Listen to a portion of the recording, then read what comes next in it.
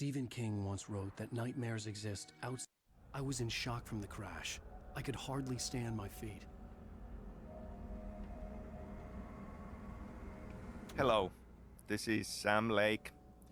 I'm the creative director of Remedy and the lead writer of original Alan Wake. Welcome to the commentary track of Alan Wake Remastered. I'm excited to talk about things that I kind of feel should not be talked about. You know, the unanswered mystery and all. I very much think that you own this now, this story, this experience, this game. You are free to find your own answers from it. Your own theories. You are free to love and hate the parts that you love and hate. Nothing I say makes any theory more official than another. It's just my theory, what I was thinking when I wrote it, but maybe I didn't see or know what it really was about. So, a spoiler alert is in order. I will talk about things here as if you had already gone on this journey. Also, potentially mentioning things of other Remedy games in similar way in the process. I will definitely say a couple of words about Control and how it ties to Alan Wake. So if you are playing for the first time, you might want to turn off this commentary from the option screen and come back to this later on.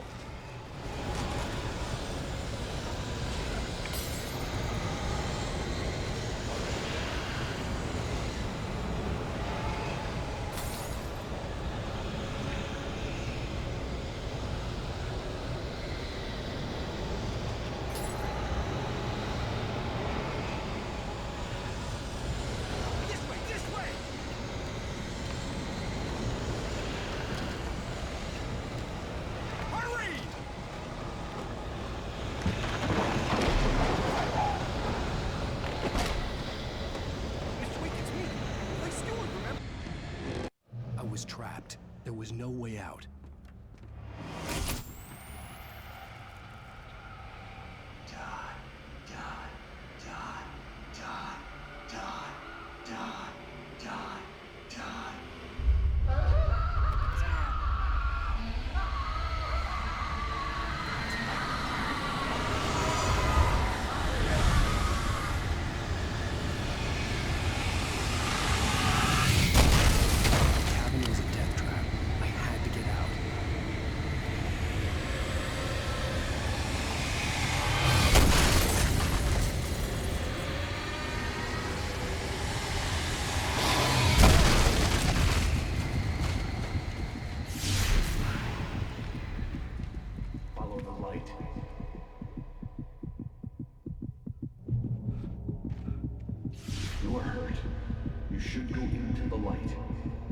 I'm recording this in May 2021.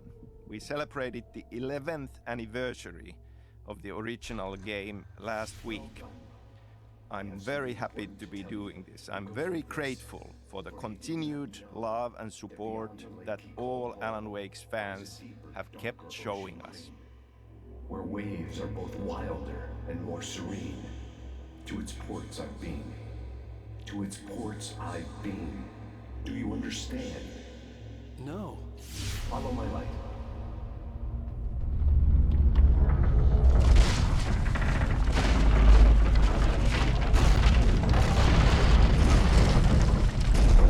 I entered your dream to teach you. The darkness is dangerous. It's sleeping now. When it filled you... I'm really happy that we got to make this remastered version. Both for you, our fans, to return to it, with crisper visuals and modern technology. Now we can take advantage of the power of the new platforms to offer improved graphics and better frame rate and improved cinematics, because they were not the best part of the experience due to some production reasons even back then. And of course, to give this opportunity for new players on new platforms to experience Alan Wake for the first time. This is the original game, remastered. This is not a remake. We have not touched the actual content and the story, just the visuals and the tech. Now you'll die.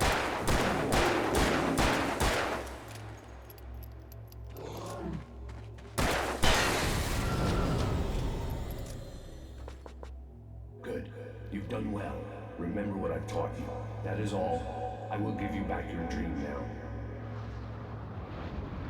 In the nightmare, a terrible darkness was taking over the world. The lighthouse was the last safe place on Earth.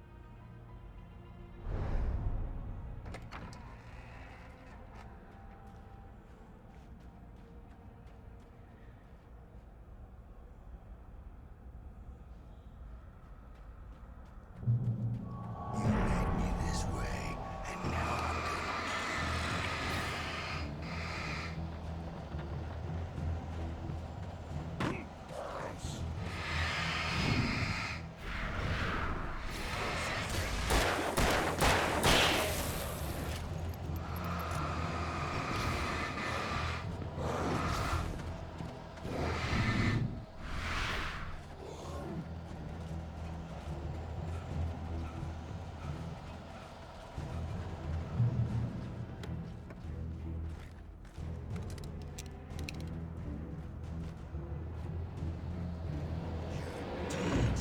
just like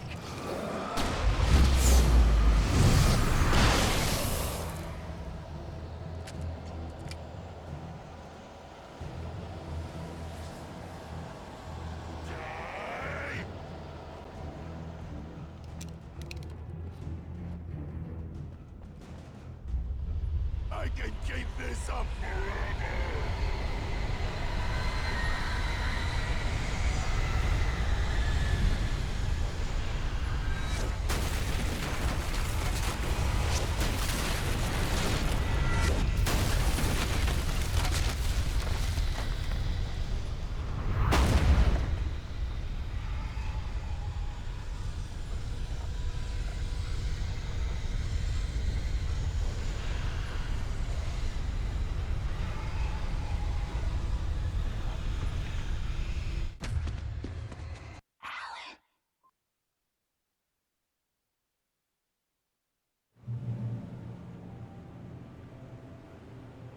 Okay, so let's talk about beginnings a bit.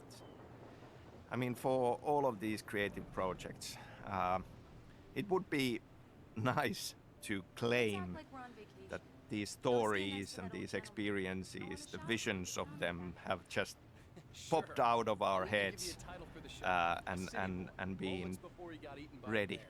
But in truth, it takes a long time, and there are many different beginnings for these stories. And sometimes looking back, it's even hard to say where it all began. Some ideas have been bouncing around in your head for a long time, and then suddenly it burst out from the dark, and there it is, and that's one nugget that ends up being a beginning. So, I hope this isn't too presumptuous of me, but I'm the night host at the local radio station. Any chance I could get an interview? Look, Mr. Maine, I'm on vacation. In fact, I'd appreciate it if we could keep my being here just between the two of us. I'm sure you understand. Fair enough. You can trust me to be discreet. Not a hard man to track down if you change your mind, though. I hope you two have a lovely holiday.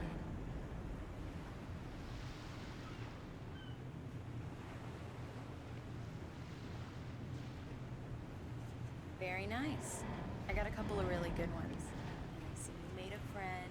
That's cute. Right. Yeah? Hey, bestseller. How's my favorite writer? Are you there yet? Barry. Yeah. We just got here. Are the locals giving you trouble? Just say the word and I'll hop on a plane and come make sure that you're left alone, Al. No, Barry, we're fine. Great, great. Just want to make sure you can relax and recharge. So, how is the place? Has it gotten your creative juices flowing? Barry, we're just settling in. Okay, Al. I'll call back waiter to make sure you're doing okay. And you call me if there's a problem, okay? Okay. I'm just looking out for you, buddy. Talk to you later. I love you too, Barry. You know he's going to be calling you every 5 minutes. Barry is Barry. I can always turn off the phone. What did I tell you? Text message from Barry. He says hi to you too. Alan, we're here. Come on, let's get back to the car.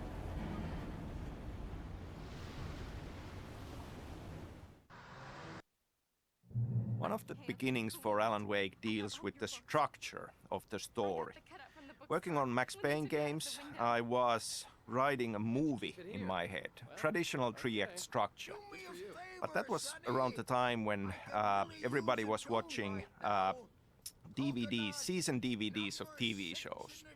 And I started thinking that this would be an awesome structure for a game story because of a similar length.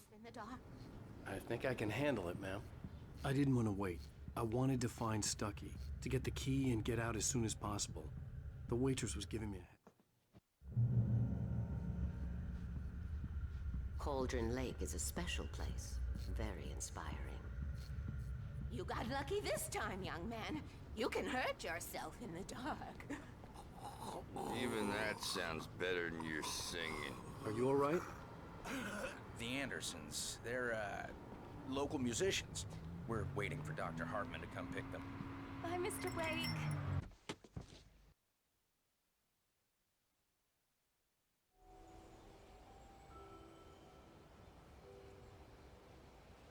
Wow. It's gorgeous, Alan. It's something, all right. Another beginning also goes back to the time when I was working on Max Payne games. I went to study screenwriting at Theatre Academy of Finland, and I wrote a couple of movie screenplays studying there. And one of them was this horror movie, screenplay for a horror movie that I wrote in Finnish, actually, and the title was Pohjavesi, which translated would be groundwater, but maybe kind of more accurate tonally would be to call it undertow. And there were a few elements there that I later decided to steal from myself, and they all ended up as part of the story of Alan Wake. An old generator had been connected to the power cable.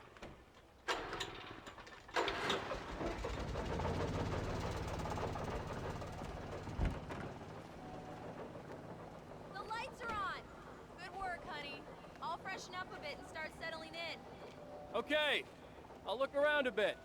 Sure thing! Have fun!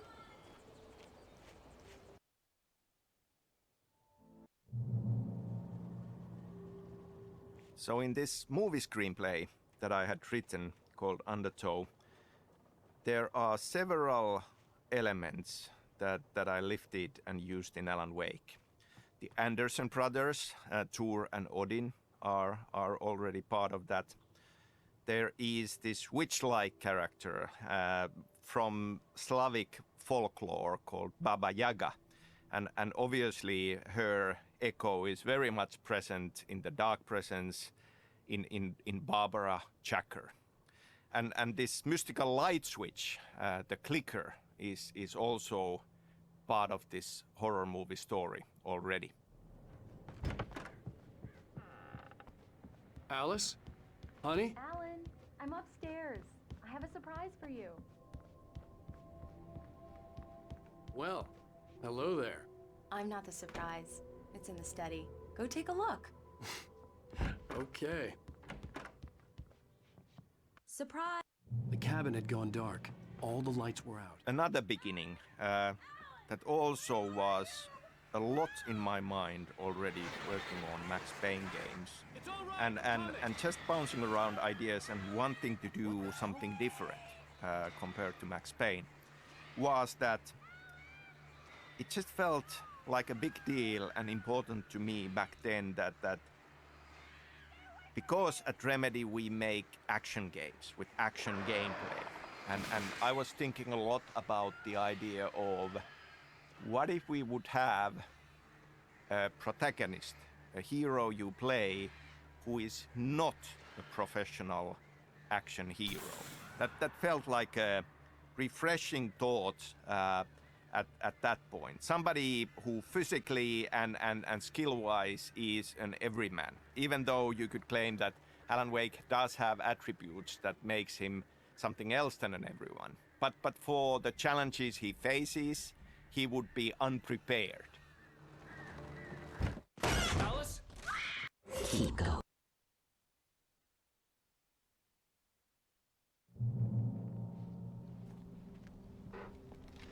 Among Alice's things was a book, The Creator's Dilemma, by a Dr. Emil Hartman. Seeing the book brought back my fight with Alice. I didn't like it, and I didn't like the guy's smug face on the cover either. For me, looking back at Alan Wake and the story of Alan Wake, the gas station was my best bet. Certain things just feel like they have staying power and feel very significant and important for the overall experience. Wake says in the opening line, he talks about the unanswered mystery as something that stays with us the longest. And then we have a poem from Thomas Zane where he says, "Beyond the shadow you settle for, there is a miracle illuminated."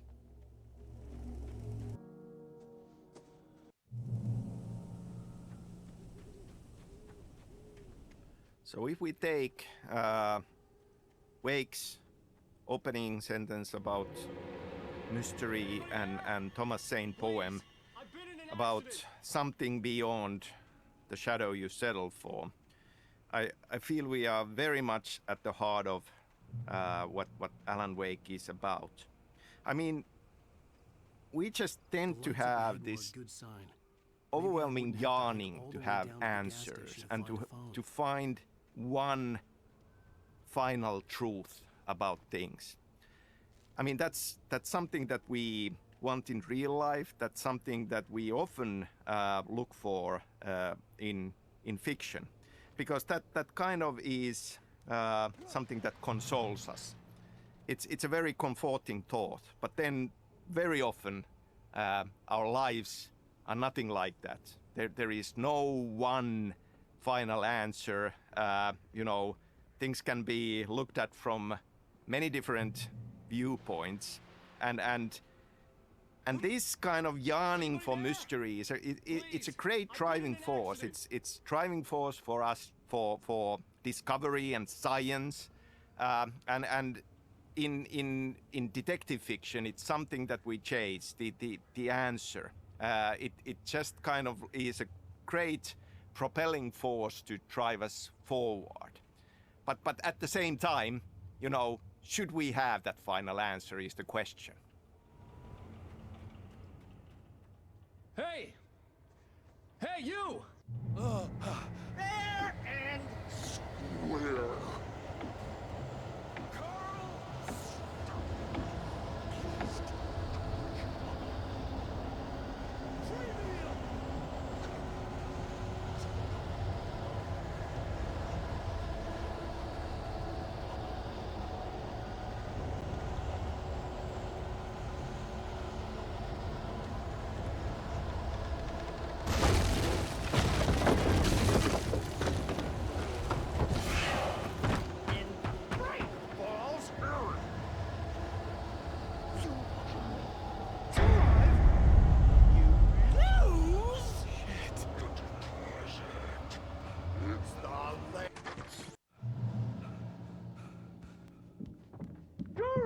Your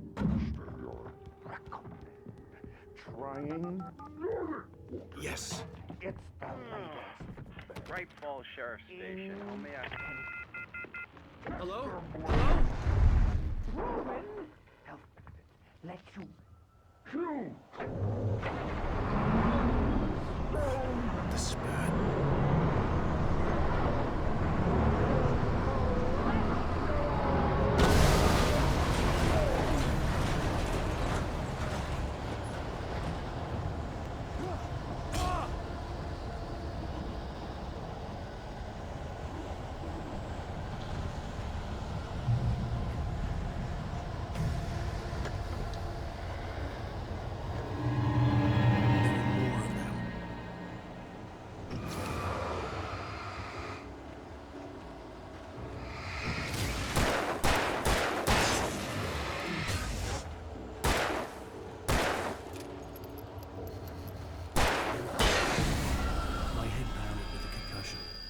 never fired a gun outside a shooting range, and now I just killed someone. Or something. There were no bodies. They just disappeared. If I was dreaming, it felt real enough to make me sick. Eerie hand-painted graffiti was revealed by my flashlight. Someone had hidden a chest of supplies near it.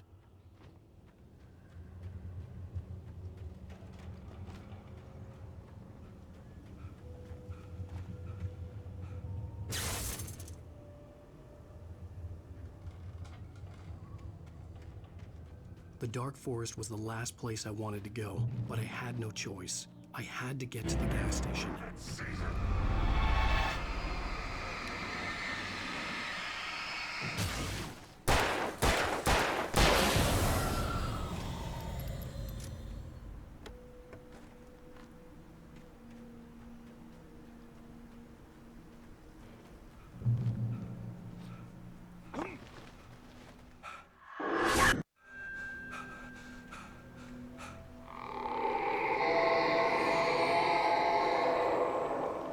What the hell was that? When I saw the river below, something uncoiled itself inside my head. I realized that I'd have to find a way across. I didn't even want to look at the water.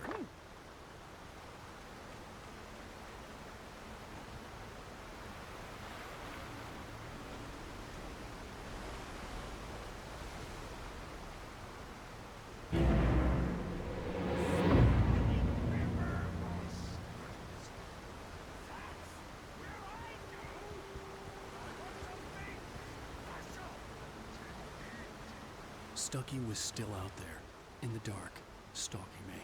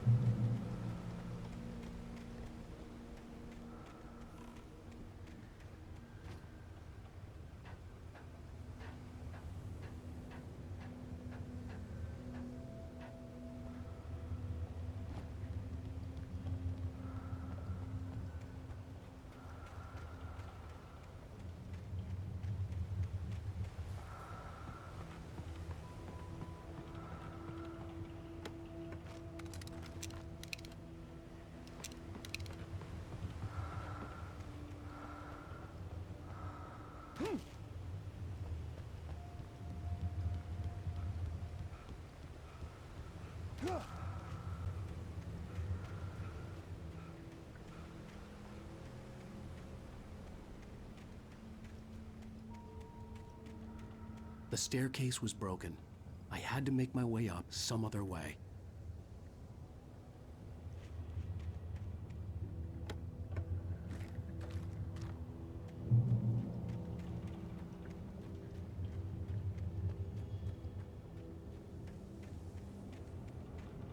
There was no power. There was bound to be a generator somewhere at the logging site.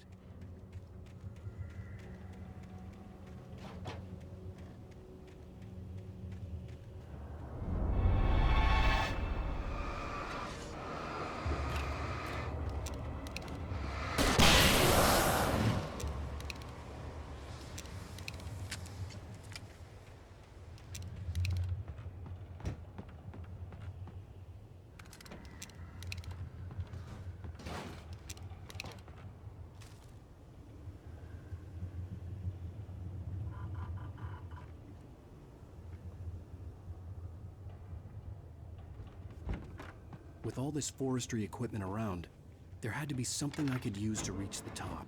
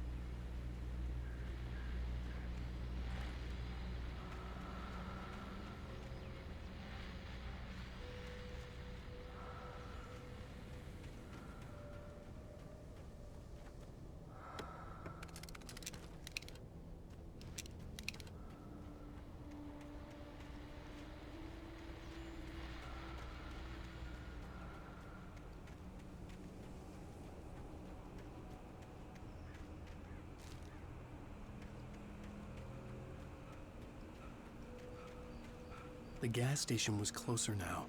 The idea of a mystery ending as part of this kind of a cryptic line, it's not a lake, it's an ocean, is something that I feel, having that mystery there, leaving it into a mystery that has kept Alan Wake in the minds of many of the fans.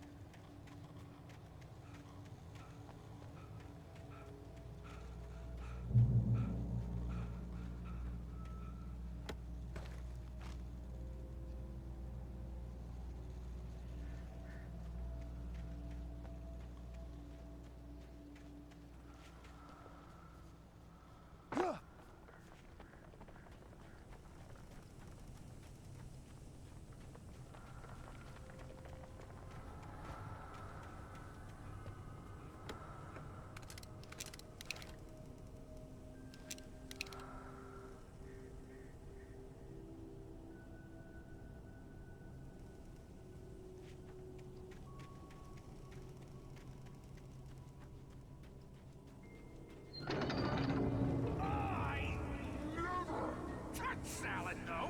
A man like me needs a hefty meal. That's for the day.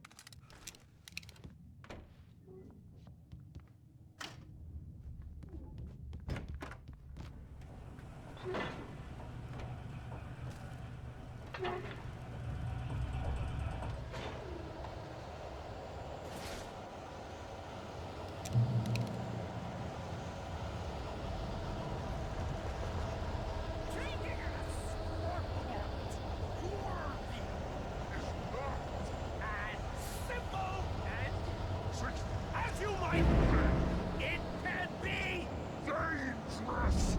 It requires patience. Even with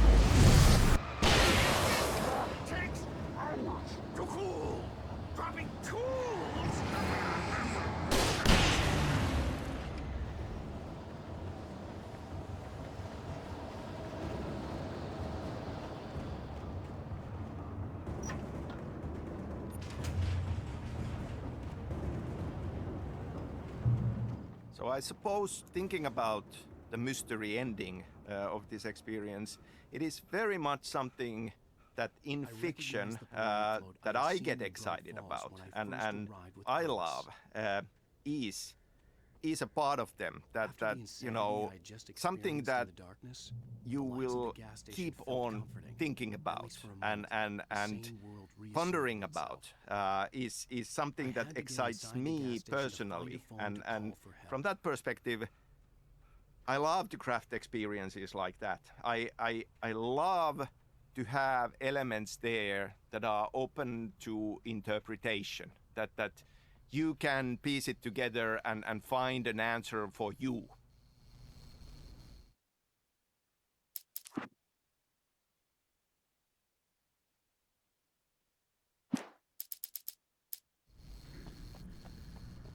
The garage was a mess. It looked like someone had trashed the place, or that there'd been some kind of fight. I'll keep writing. Outside, there's only darkness. Outside the cabin, outside the story, there's only darkness. I can feel a presence in the dark. Just now. Great Falls Sheriff Station. Previously on Al. Honey, I'm home. Back here, sweetie.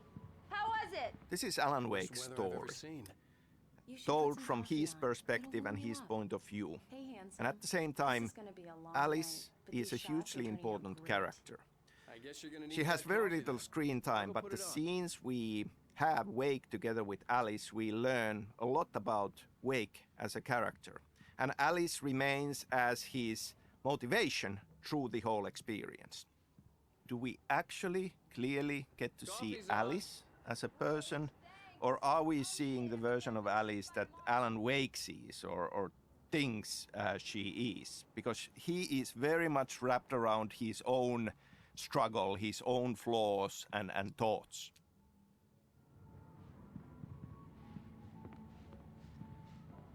Oh, hey, I just finished those cover mock-ups. They're on your desk. Tell me what you think. No kidding. I didn't think you'd get them done this quickly. These look really good. Oh, sure, until Barry gets his hands on them. Which, by the way, will happen over my dead body. The last time was the last time. Oh, and speaking of Barry, he called. Alan! Alan, please check the fuse box. I'm right here. I'm on it, honey. Honey, it's a power outage. Hi. I've got the flashlight. You okay? Okay. I'm sorry. It just really spooked me. Don't worry. We'll just break out the candles. I know. Well then, Mr. Wake, we're done here. If the pain gets any worse or you experience any other symptoms, you should come see me. I'll let you get on with it then. Sarah, Sheriff Breaker, is waiting for you. She's very good. Come in, Mr. Wake. Your phone's on the desk. The battery was dead. It's charged now. Have you started looking for my wife yet? My men are already on it. Now, can you tell me what happened? I'm not sure. I can't remember. We were arguing. I walked out of the cabin. The cabin on Cauldron Lake? How did you end up at Stuck? Who is this? Go to the back lot. There's a hole in the fence on the left. Look inside the junker. I left a little something there to convince you we're all on the same page here. After you ditch the Mr. cops, Wake, you're gonna can I meet me in help you with Elderwood anything? National Park. There's a spot called Lover's Peak. Midnight. Don't do nothing stupid, pal. We're watching you. Hey, mister! Hey, can you turn the light? The early morning light hurt my eyes and made my head ache. The man on the phone had said, go through the fence on the left.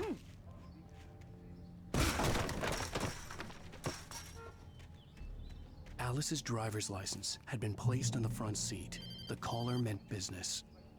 Barry? Ow! Ow! Thank God! Where the hell have you been? I've been trying to reach you for a week. You and Alice. I've been worried sick. I flew out yesterday. I'm here in Bright Falls. Barry, listen to me. I'm at the sheriff's station. Come and get me. I can't talk now. Ow! What the hell is going on? I had to get the sheriff to let me go. I needed to get to Elderwood National Park to meet Alice's kidnappers.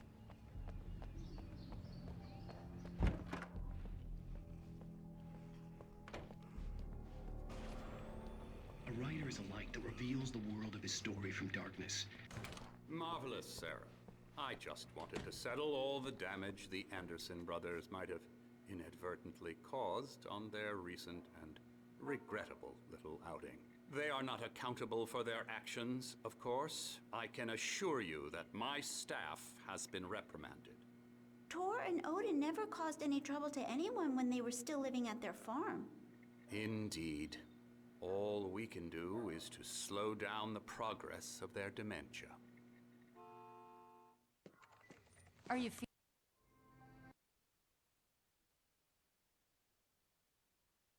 What an airhead. I'm a Finn, so I was born in Finland and have lived here all my life.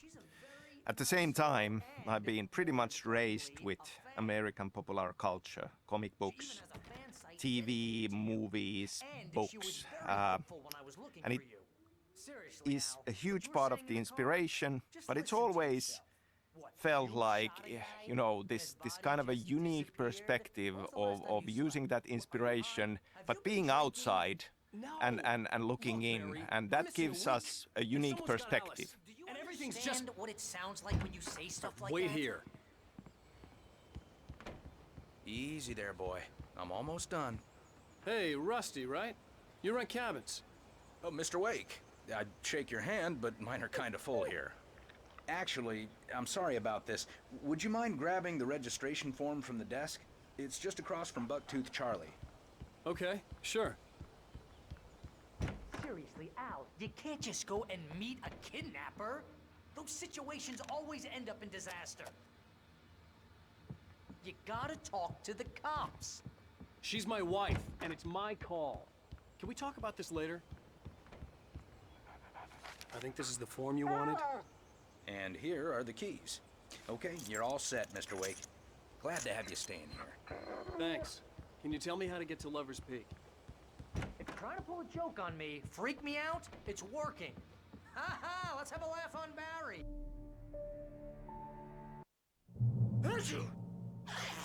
Just be careful. Obviously, being a Finn and having lived here all my life, the culture is very much part of me, and you know, can't help but to bring in elements of it into my writing. And I think that can be seen in the stories of Remedy games, even starting from the original Max Payne. I mean, there was this huge winter storm that was part of the setting of that game, and it's in other games as well.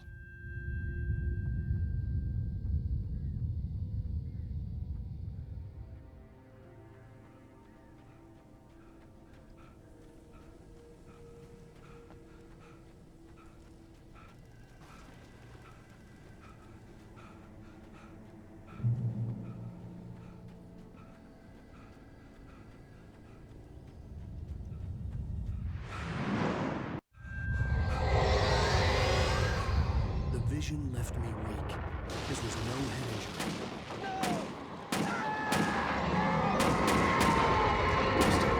Damn.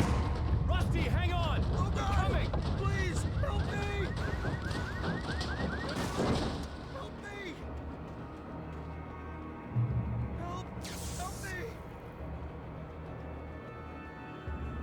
Can you hear me? Hello? Anyone? Please, help! Back here. Whatever did this couldn't be far. Rusty had found a page from the manuscript. It would help me understand what had happened. Finnish culture, Finnish landscape, the nature, I feel has been one way or the other a part of all of Remedy Games' stories. In Alan Wake, obviously, we have light and dark in a strong role, and if we think about the seasons in Finland and the kind of the schizophrenic nature of winters being very dark and summers being all sunshine way into the night, there is an echo of that in the themes of light and dark. The Pacific Northwest landscape, everything is huge, but in Finland the nature is much more modest. But beyond that, I feel that there are a lot of similarities in the landscape of it. And also, Finland has a lot of small towns with larger-than-life, quirky characters, and you know, having spent all of my childhood summers in the countryside and in small town settings, it certainly is something that resonates and feels like a part of what should be in this story. I was too late. Someone had destroyed the circuit breaker. There was no way to get the lights back on.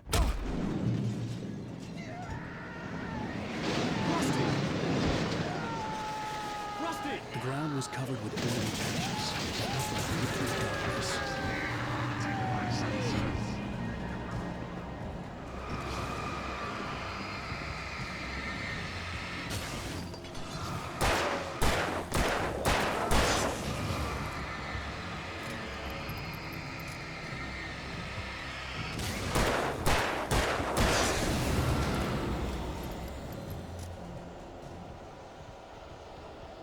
Something had torn a mammoth-sized hole in the wall. Please don't feed the animals.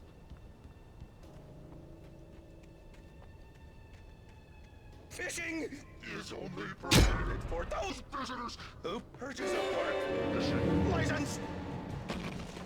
Obey the park ranger's instructions at all times. Rusty? Rusty, no! Never approach closer than 100 yards. Two bears and wolves never approach any other wildlife closer than 25 yards. Pets must be leashed at all times. Never leave your pet unattended. It is against the law to remove any from the park.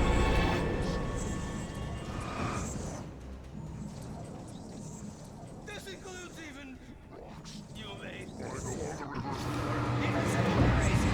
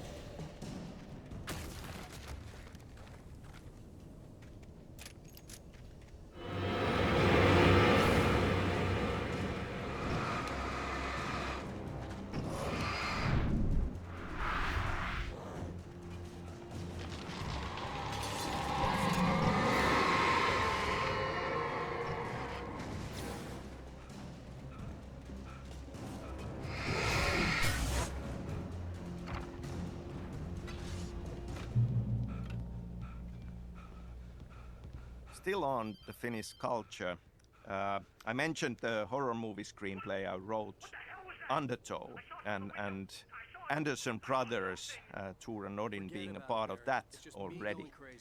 Now, that story is set in Finland, and yet we have Tor and Odin as Swedish-speaking Finns in there.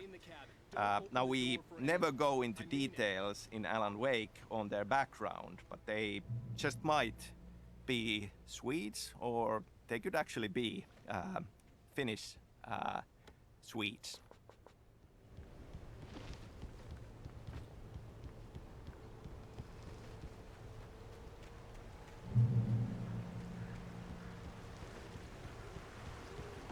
Lover's Peak was at the far end of the nature trail.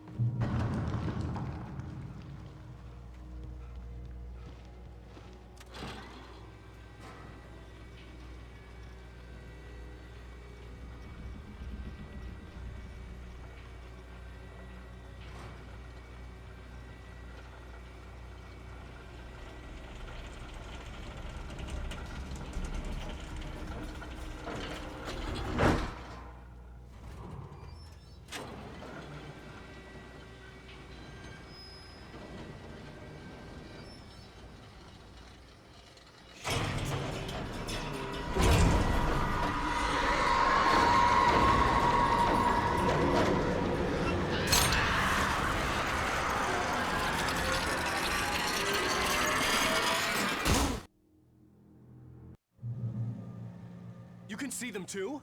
Hell, of course I see them. Come on, we gotta move. Why? Because that's the way the story goes. Yeah, but... Let's move! I lost my gun back there. Oh, I've got a gun. Just keep that light So, steady on him. I feel that Finnish culture will be, in one way or the other, present in all the stories I'll be writing. And in fact, in Control, if we go beyond Alan Wake, we have Ahti, the strange janitor character who definitely has a Finnish background, and even a Finnish tango as part of it.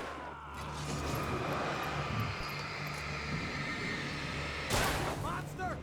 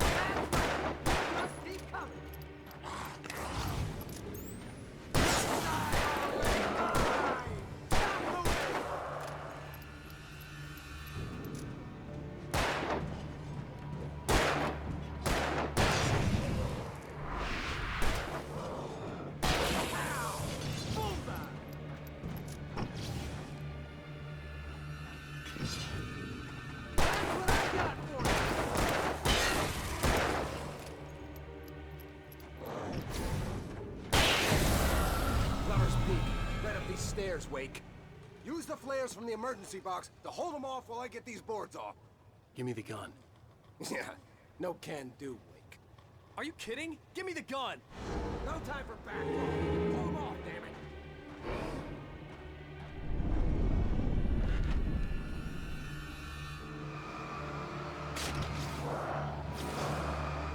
Just a little longer. Scare them off.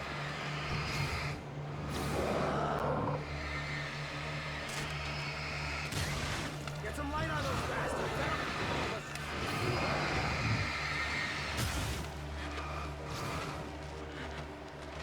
Just a little longer. I almost got it. Okay, it's over. Move it or lose it.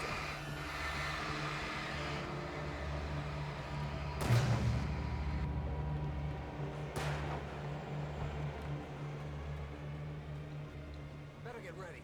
They'll be on us soon.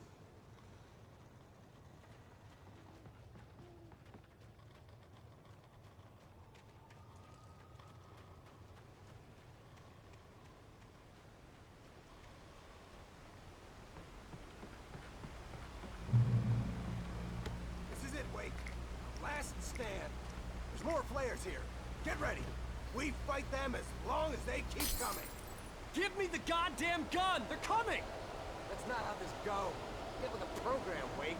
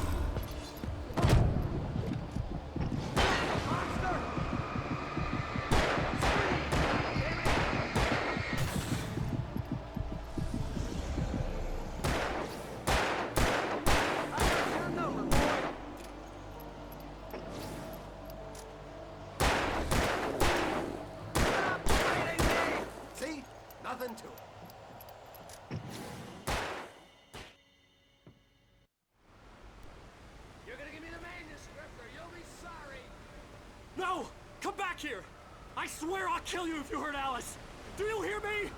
Come back here!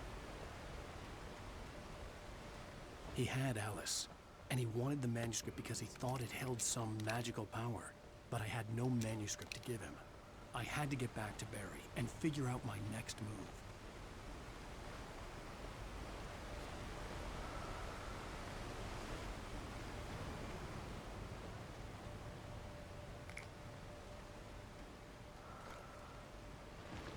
So staying with Ahti, and this is a huge spoiler, in Control's AWE DLC, if you do all the Ahti missions, you'll get a postcard from him. And there he is at home and happy on the porch of his sauna. And the title places him in the Washington state. So it is this big loop, and it all comes back to Alan Wake.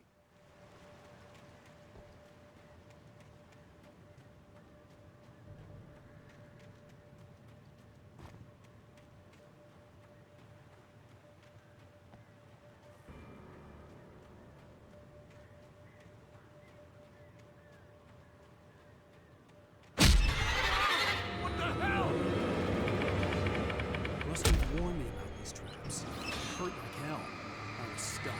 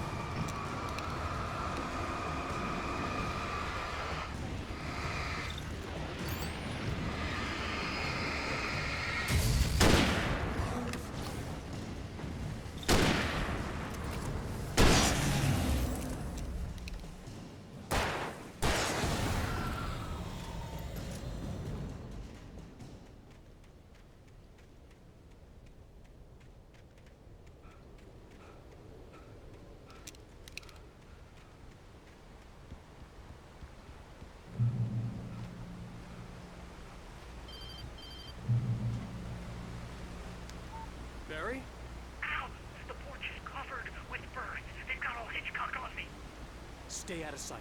I'm on my way. Don't open the door. What are we, crazy? Stay hidden. I'll be there soon. Just make sure you keep the lights on.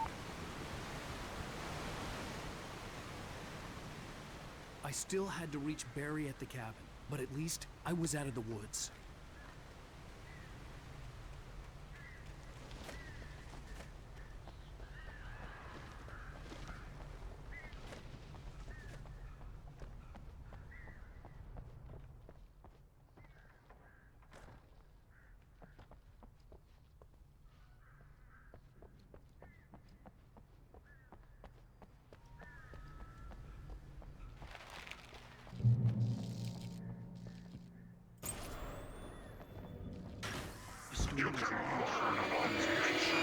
The story is a beast with a life of its own.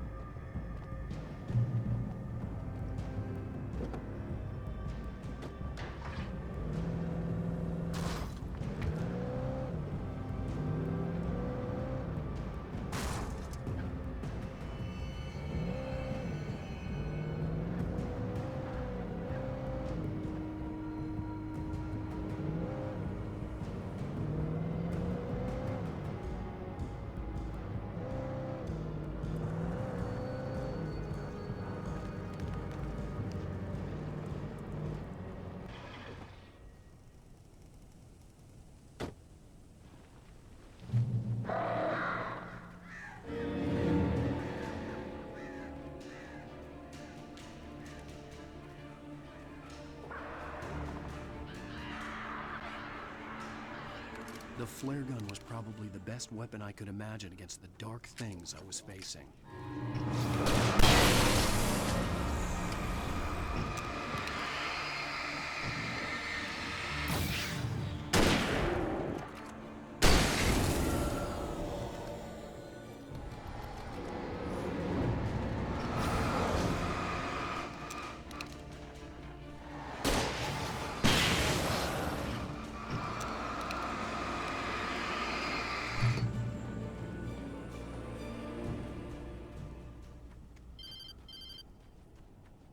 It was the kidnapper. You son of a bitch! Where's my wife? Enough horseplay, Wake. You deliver manuscript, and you can have your woman back. Simple as that. I don't... Listen. I'm gonna need time to finish it. I still need to write the ending. I need a week. It's not done? I need a week. 2 days. The old Bright Falls coal mine is nearby. You can find it easy, city boy. The main building, there at noon. You bring the manuscript, you'll get your wife. If not, well, get me? Yes, I get you.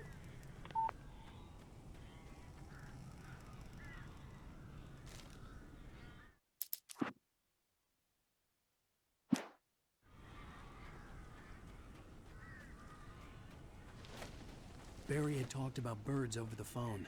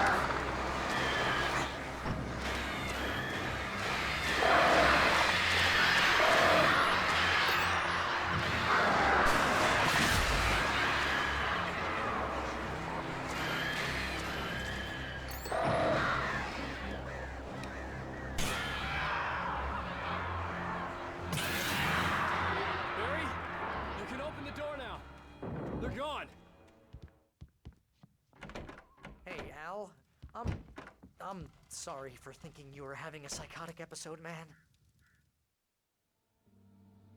Previously on Al... How the hell did she... Help you folks? Name's Randolph. I'm the manager. We're looking for Rose. As a writer, when I'm working on a story, I do like a bit of a guiding structure for it. I mean, there are obviously very different story structures out there. You know, your basic 3-act structure, hero's journey, and all. And I kind of use some of these as a reminder to myself that whenever I kind of run into a problem in the story, then I glance back at these structures if there is any help to be offered. Indians thought the lake was a doorway to the underworld. I'm the God-fearing type myself. I don't hold with that sort of thing. Yeah, okay. Anyway, there was an island there owned by a guy called Thomas Zane. Now, some of the articles I found about him make him out to be a famous writer, but I ran a bunch of searches, couldn't find a single thing he wrote. Zane was heavily into diving, so much so that the place came to be called Diver's Isle. But the volcano under the lake erupted in 1970, and Zane went down with the island.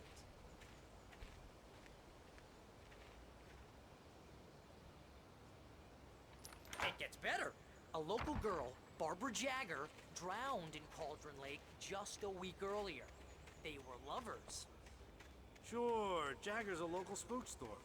The Scratchin' Hag comes for you in the dark. Childish stuff. Anyway, Al, I'm just getting to the best part. All of the articles about this stuff were written by Cynthia Weaver. I asked around, and she's that crazy bag lady you met. Welcome to... She can be a little loopy, but she's not homeless. Oh dear. Mr. Wake. I'm so glad you're here. Rose, you have my manuscript? Oh. Oh, yes. Yes. Please, come in. I felt nauseous, hungover. Only anger kept me going. Rose took a day from me. I had less than 12 hours left to meet the kidnapper. All I could do was get Barry into the car, work something out once I got on the road. My gun and flashlight were gone. I'd have to find a way to get Barry into the car as quickly as possible. There was no time to waste.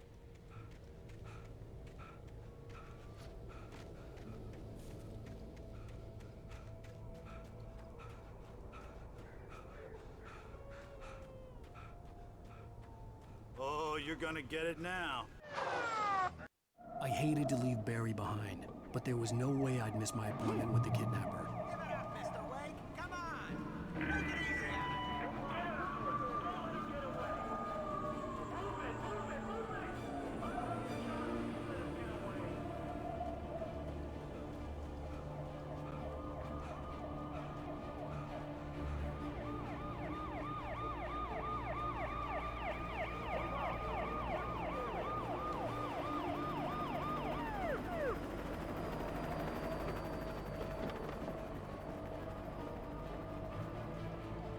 There he is! Freeze! Okay, men. Keep your eyes peeled. He's gonna try to make it through here.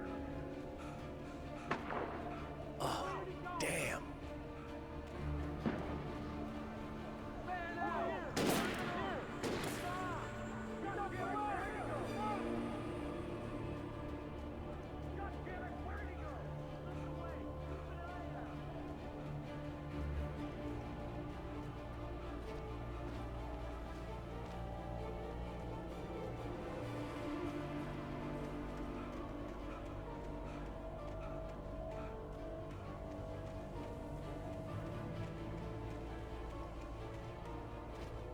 He's gone. Come on, guys. We need to head him off.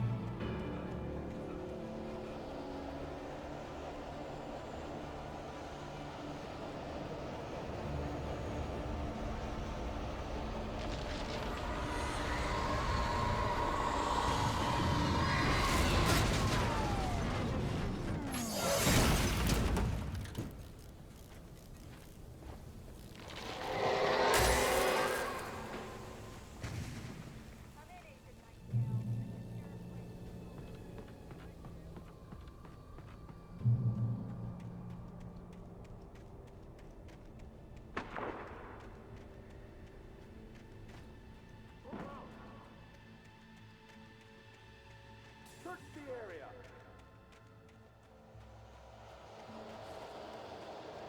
Stay sharp.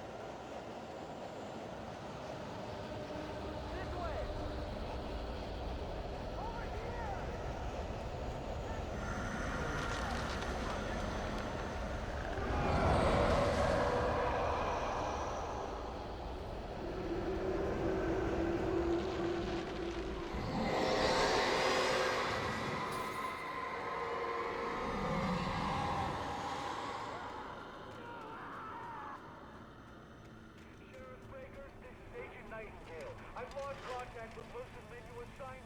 This horror was everywhere I went, circling me. The cops didn't stand a chance. They were after a writer, not a monster.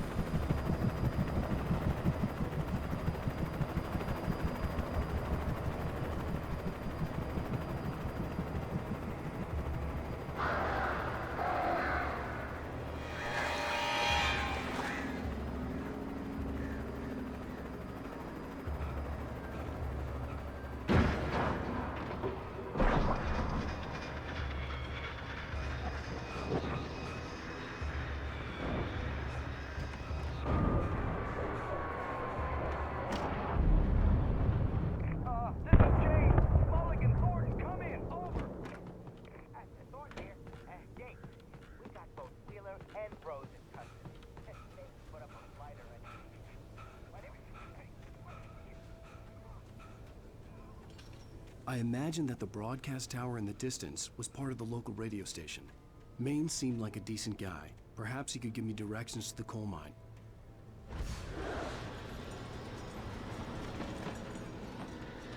Unnatural shadows clung to the gate. The darkness that was after me was trying to stop me. I wouldn't get through without a light.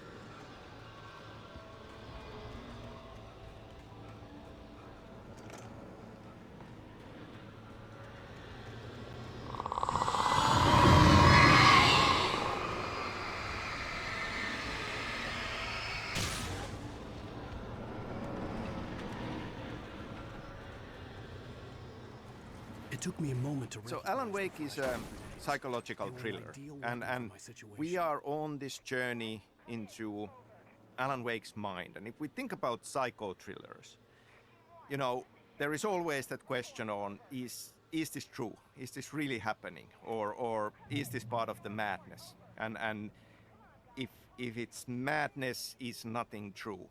But obviously we are on this journey together with Wake, and he becomes to believe in it. And so must we, because otherwise the things that we are fighting for are not really there.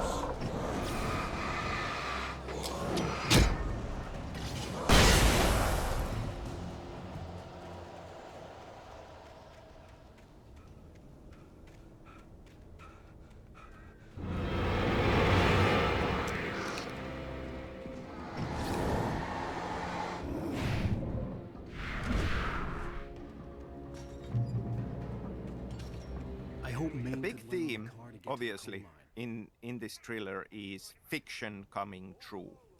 And a lot of effort from our part writing this was to think about what does that mean and what are the limits. Obviously, if we would have given Alan Wake godlike powers to just change reality on a whim, there would not have been much stakes in this. Well, thank you very much for that compassionate viewpoint, Lorna. Oh, here's a little surprise. The famous writer Alan Wake just walked in, folks. I'm gonna see if I can talk him into an interview. Come on in, Mr. Wake. Oh, I'm... I'll get you yet, even if it kills me. You hear me? So changing reality with his writing has to be a struggle. It's hard for him. As writing a good story is hard for us. So there is this metaphor going on in this. And essentially what he can do is he can take existing elements and nudge them and tweak them. And in a similar way, I feel that story needs to feel true for it to be a good story.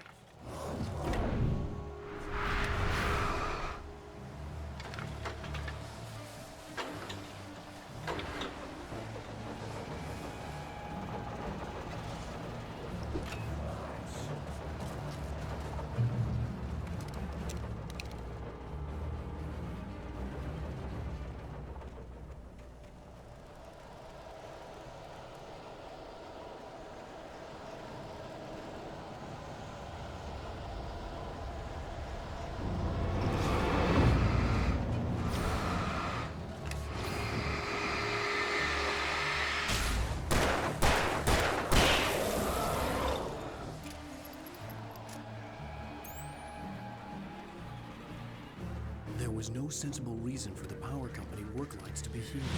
It was almost as if they'd been left for someone like me to use.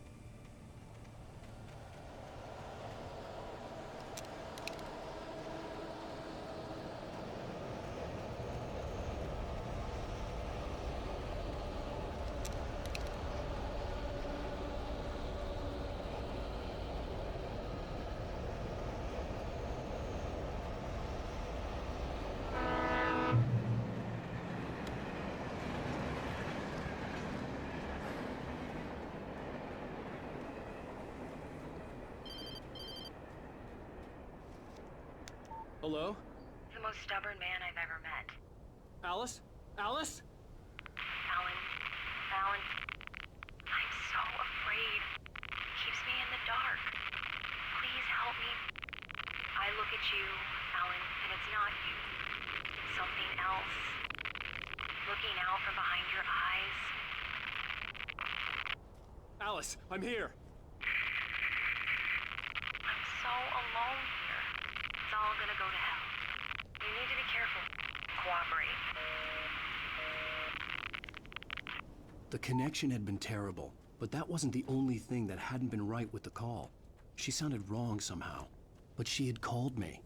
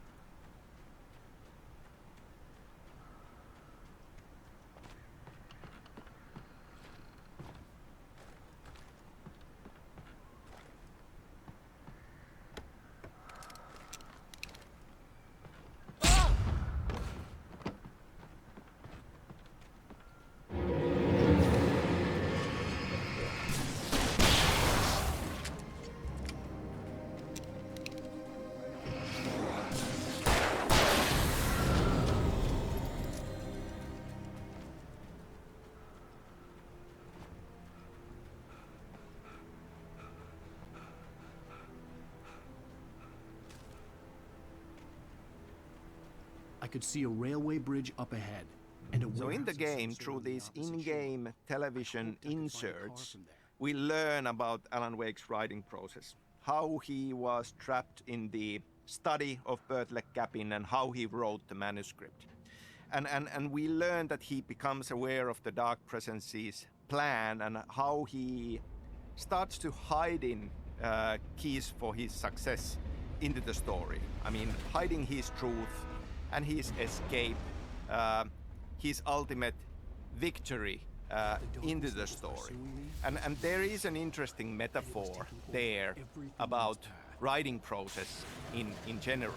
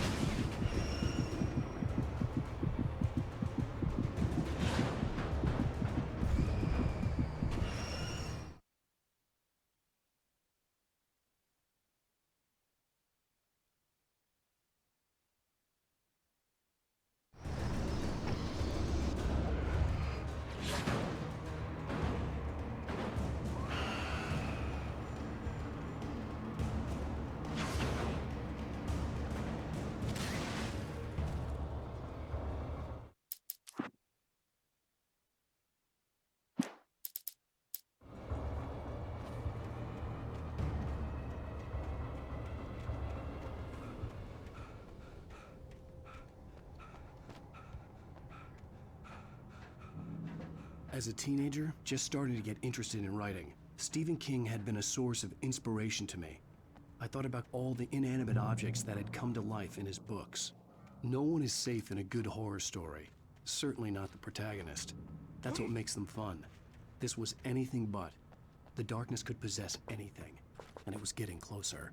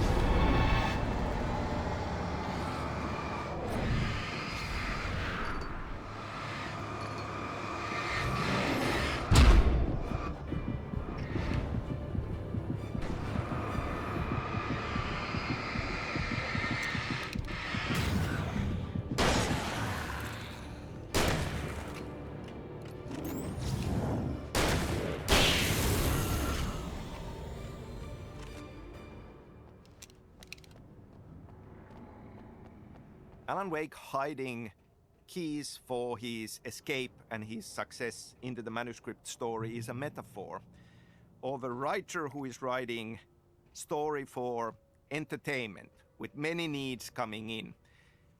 We are hiding art into our stories, and this is kind of a nugget of wisdom from my drama teacher.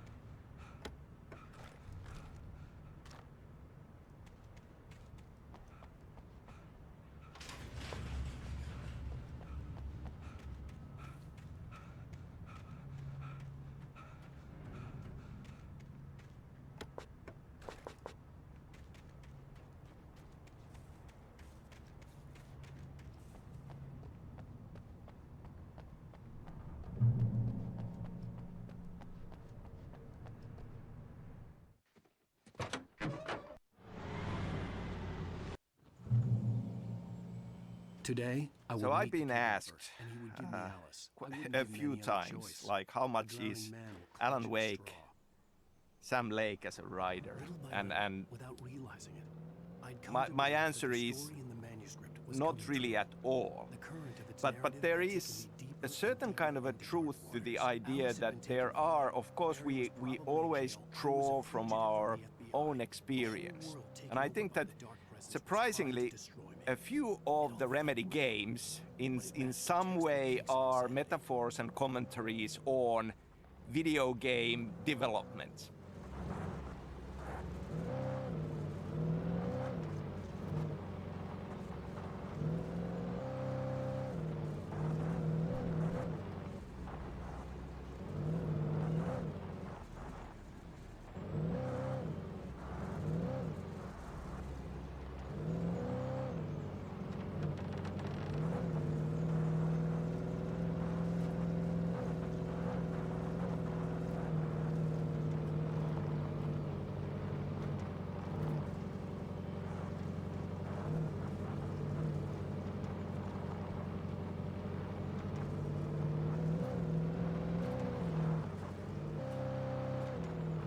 The stories in our games as a metaphor of making video games.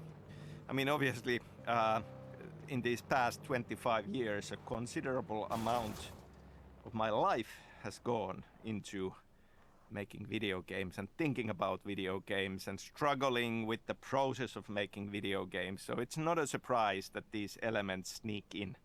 Alan Wake in particular is a lot about the process of writing a story and struggling with writing a story. I mean, obviously we see glimpses of him struggling with it and thinking about it. So it's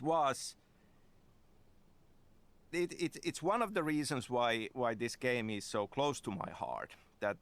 Because as a writer and thinking about these things and then being able to use them as elements in the story felt exciting and felt interesting to me as a writer.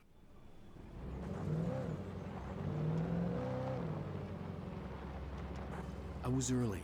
I was supposed to meet the kidnapper at noon in the main building. The coal mine was quiet. It was a museum now.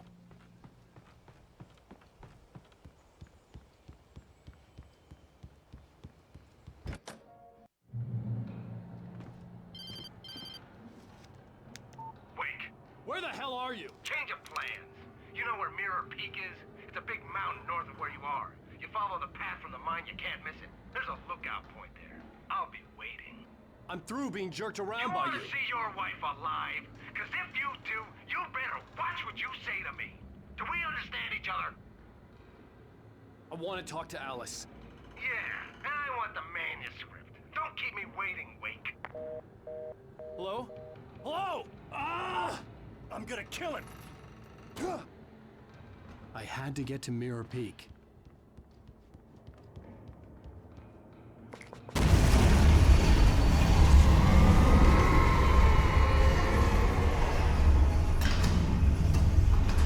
It was close. Maybe closer than ever before.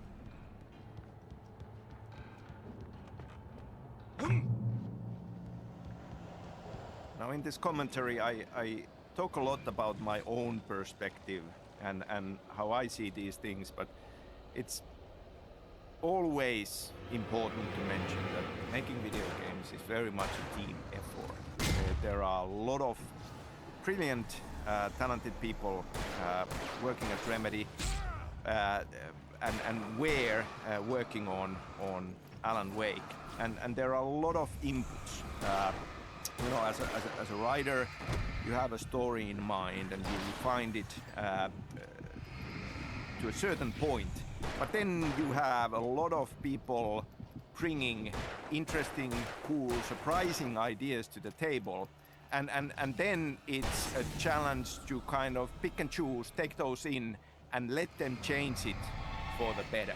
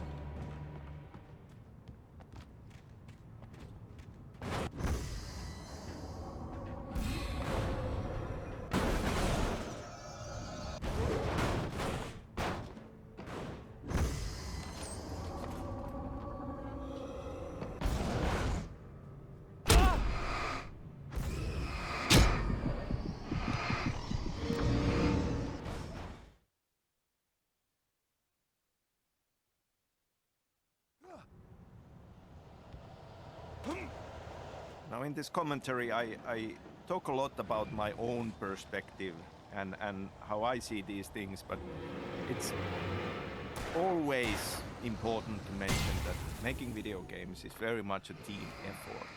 There are a lot of brilliant, talented people working at Remedy, and we're working on Alan Wake, and there are a lot of inputs. You know, as a writer, you have a story in mind and you refined it to a certain point, but then you have a lot of people bringing interesting, cool, surprising ideas to the table, and then it's a challenge to kind of pick and choose, take those in, and let them change it for the better.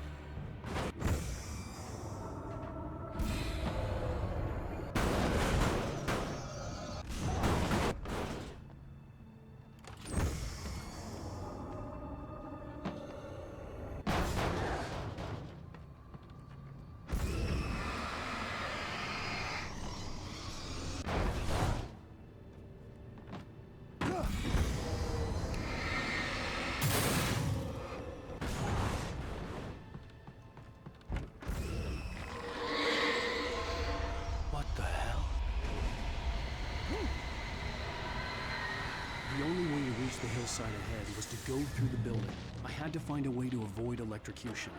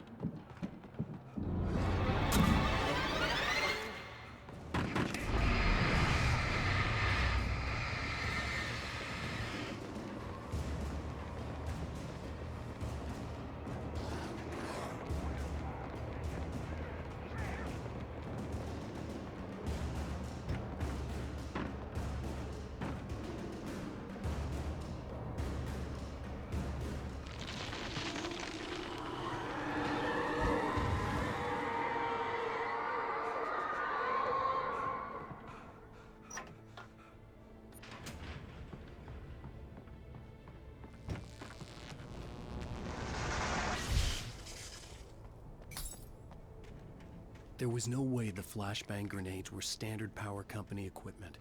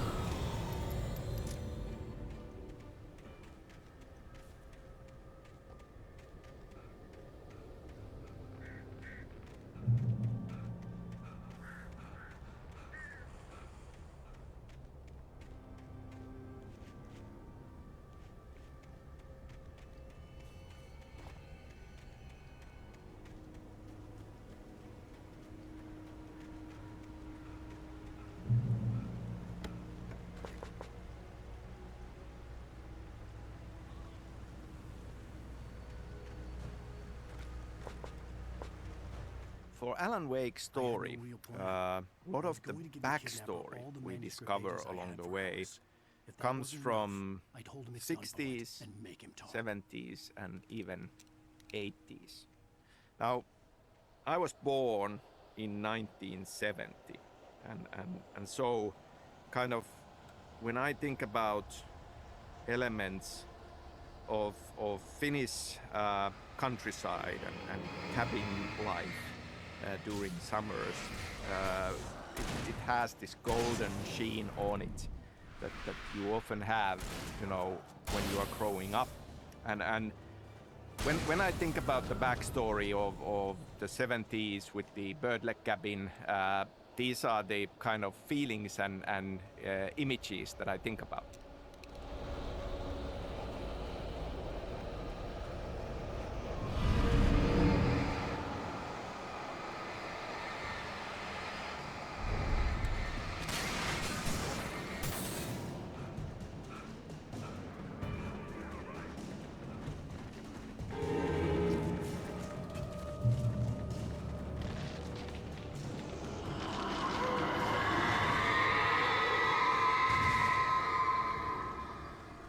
The dark presence was moving ahead of me in the same direction I was going. A cold feeling settled itself in the pit of my stomach.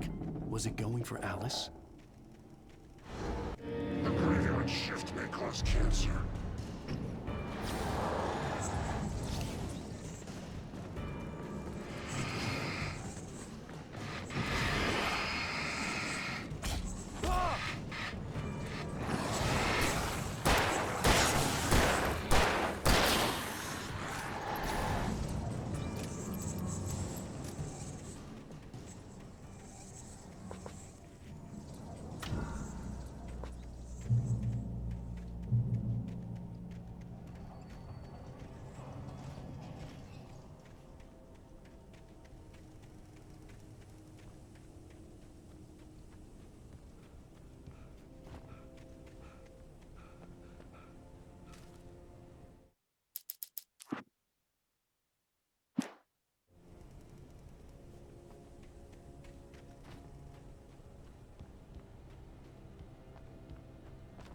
The place was dead, a ghost town.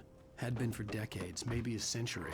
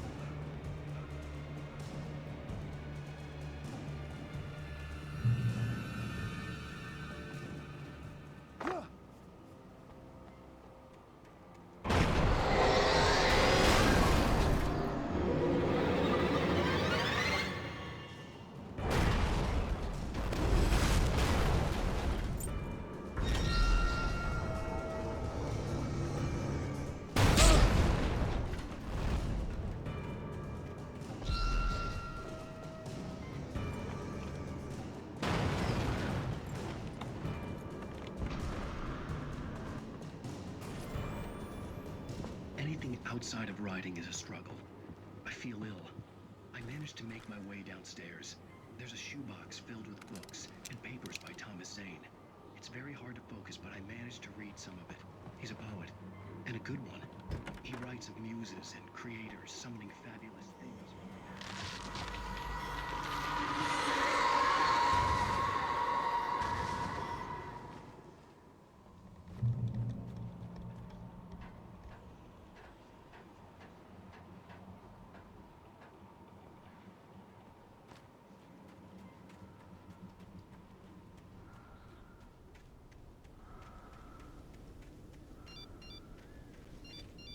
The kidnapper had sent me a text. The message was full of spelling errors and insults. It was telling me to hurry up.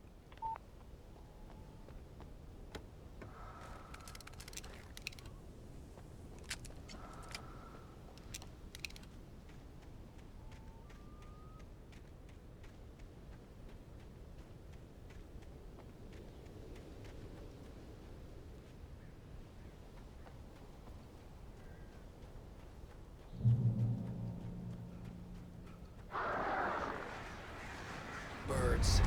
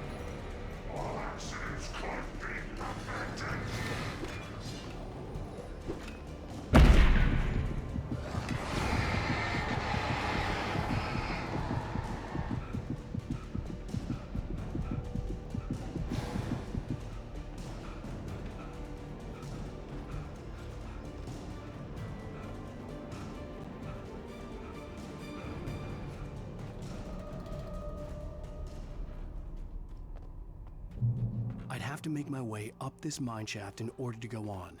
Maybe the machinery could help me with that.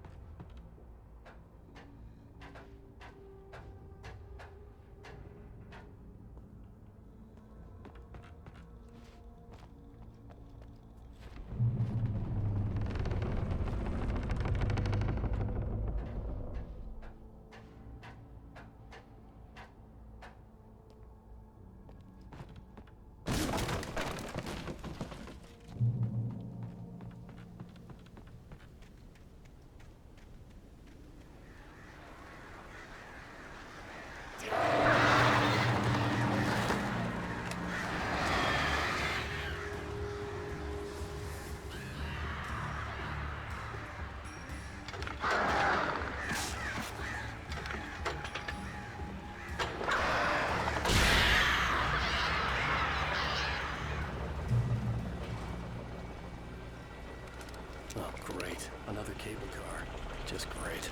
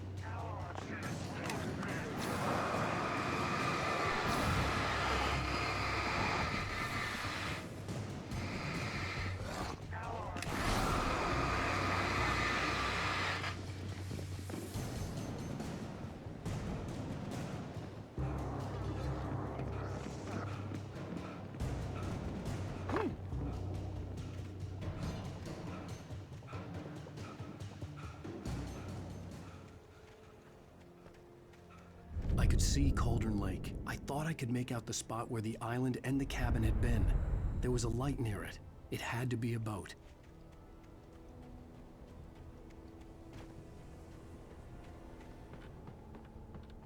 I was close now. I had to get there fast. I dreaded what I would find. Wait! Are you? Wait! Hey, I'm here! I'm coming! No! Get away! Sorry. Please, lady. The boss didn't know who he was messing with. I didn't know. I swear, I didn't know. We don't have a wife. Previously on... I felt groggy.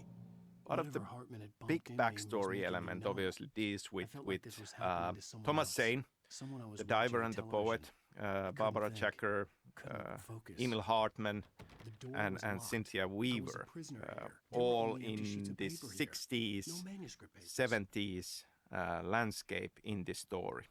I mean, Thomas Zane is a very kind of important character. Also somebody who wrote and also somebody who is now as the diver very much guiding Alan Wake, but in some ways also haunting him. And many of these elements are set as part of that backstory. You weren't suspicious of me. I don't blame you for it. Big of you. Now, why don't you come with me?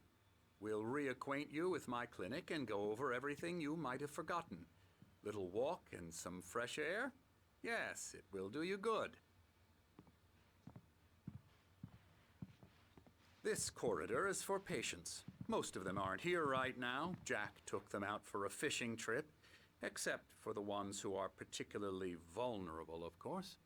I encourage creativity as a part of the recovery process here at Cauldron Lake Lodge. I specialize in treating artists. I bet you do. Splendid, Alan. I honestly believe we can get this thing under control if we work together. This way, Alan.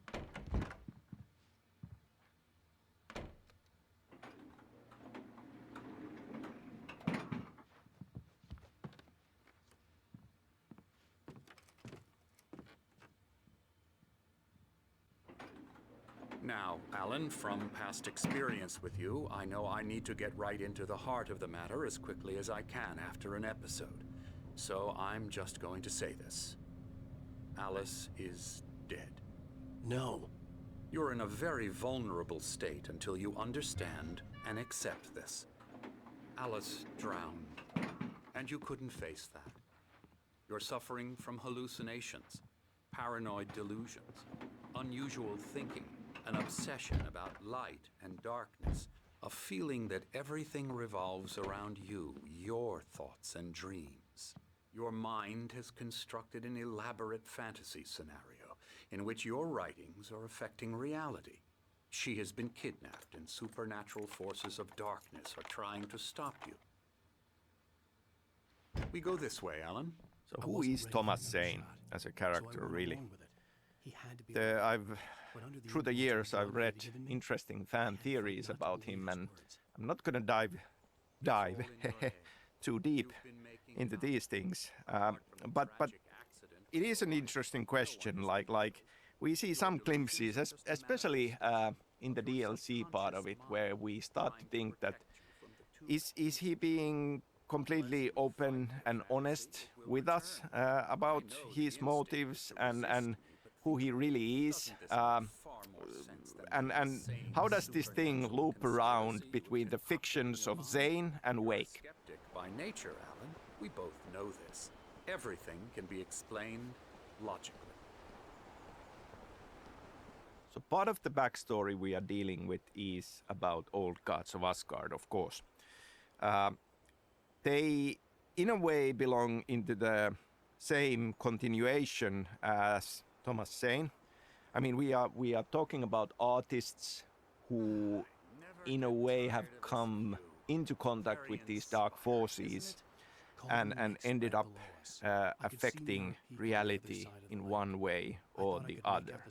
Old gods of Asgard, of course, through their music.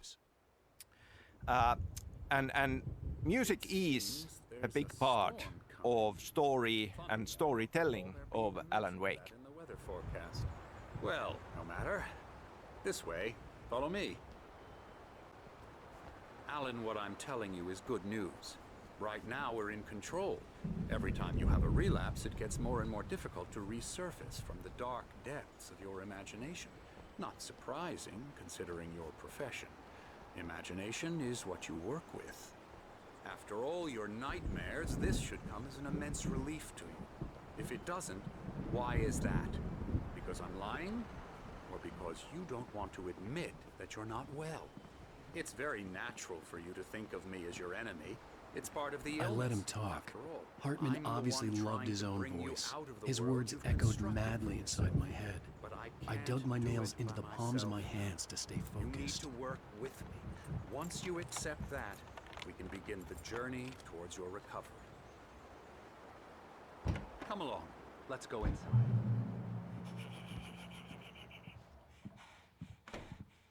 Now, here's the entrance to the office wing. That's for staff only. You were impressed by my trophies when you first arrived here. I do love to hunt.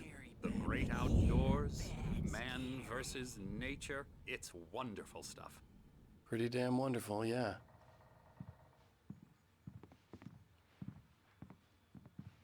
Scary, scary, scary.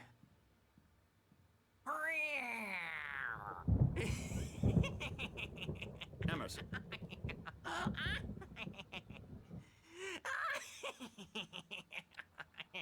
I'm a real bad dream, mister. You should be afraid of me. Don't want to run into me in the night, that's for sure.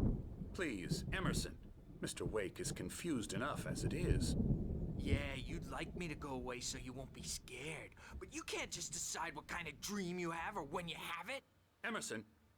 Okay. Sorry. Boo. That's Emerson. We're actually making some progress with him, I'm happy to say.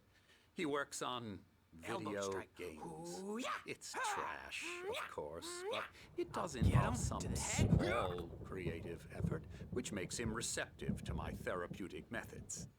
No kidding.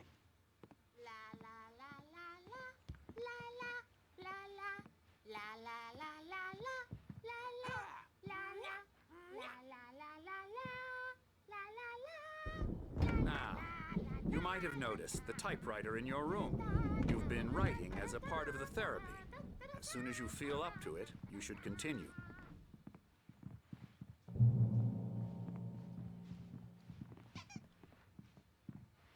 My rheumatism's killing me. There's a storm coming. Oh, what a storm. I hope it wipes this place off the face of the earth. And these two are the Anderson brothers, Odin and Thor. They had a, how should I put this, a heavy metal band in the 70s and 80s called Old Gods of Asgard.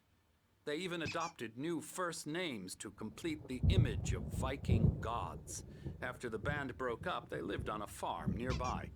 They are, well, in advanced stages of dementia. They're well cared for, TLC and all that. There's nothing more that can be done. I'm afraid that the rock and roll lifestyle has left its mark. Oh, that won't. My head was clearing up, or according to Hartman, I was sinking back into the fantasy. I was convinced he was lying to me about everything. Crazy or not, the Andersons made more sense. Well, he's the boss. I may need a hand here later on, Burge. The storm's bound to make you-know-who jumpy. You know how they get.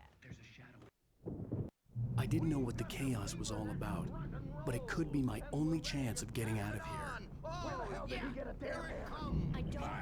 Hartman had mentioned that the power had been acting up. Maybe that was the reason for the generator and the work light on the balcony. The generator hadn't been activated, and there was no key. Sinclair looked bad. That wasn't a love tap. The crazy old fart hit her hard. And if she was one of Hartman's goons, she had it coming. I had to get to Hartman's office. He had taken all my manuscript pages. That's where he'd been keeping them.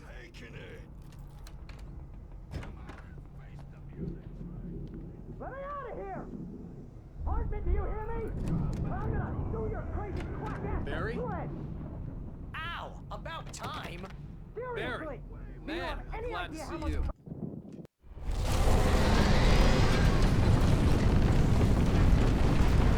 Presence would be on me in a moment. I had to find a way out. Ah!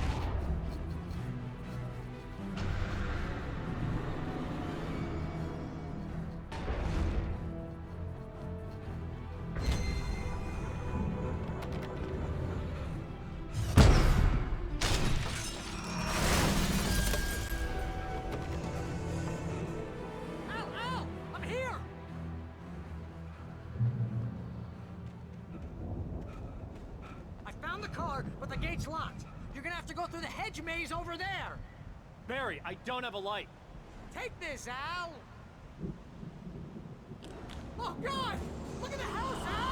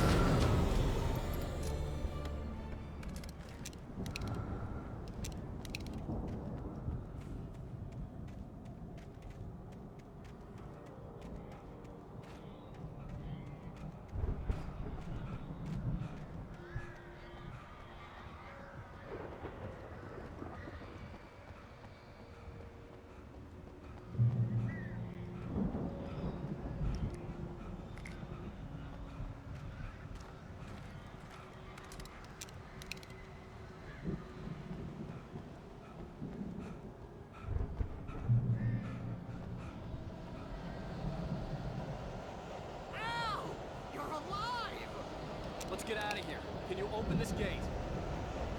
Maybe. Barry. Well, I slammed it shut when the Nasty showed up, and the key fits kind of loose in the lock, so, Barry! I'll find it, don't worry about it!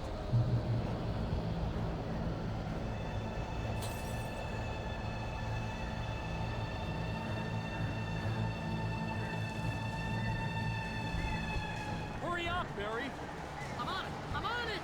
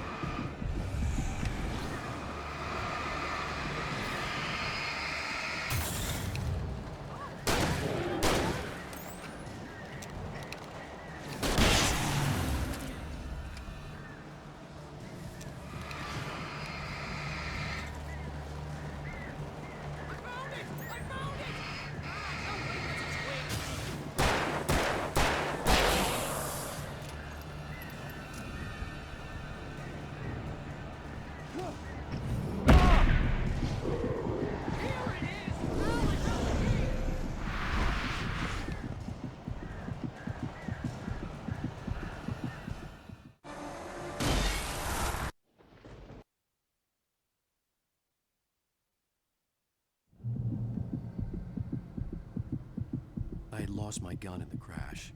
Barry was nowhere to be seen. Barry! Barry! Oh, man, you're okay! Behind the music of Old Gods of Asgard lurks a Finnish band called the Poets of the Fall. And they are good friends of mine. And we obviously started collaborating with Poets already with Max Payne 2. It's like a sheer wall! Al! There's something moving down here! Barry, it's a taken! Use a flare, Barry! Yeah! Video game storytelling uses many different mediums, and music definitely is one.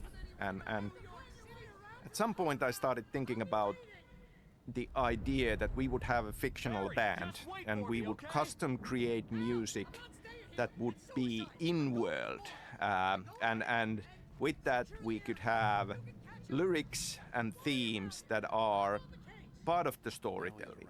And that's what Old Gods of Asgard is all about.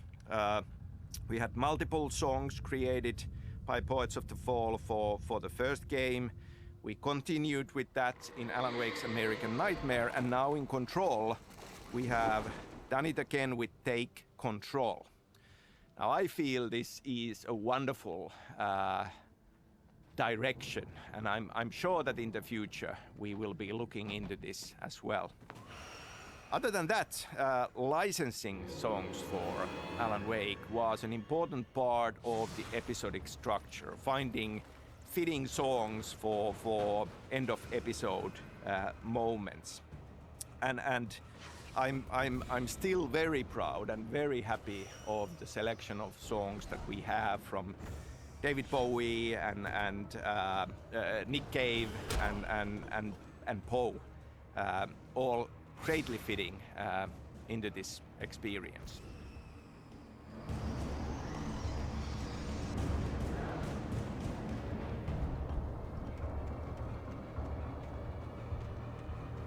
Shadows crawled over the gate. I needed a light to destroy them to get through.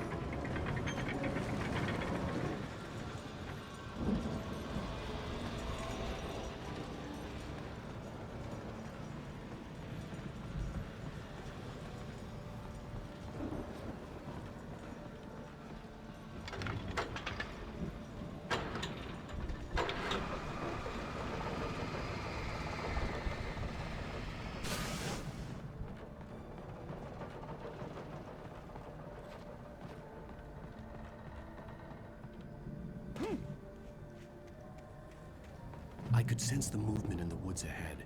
Facing the enemy without a weapon was dangerous, but I had no choice.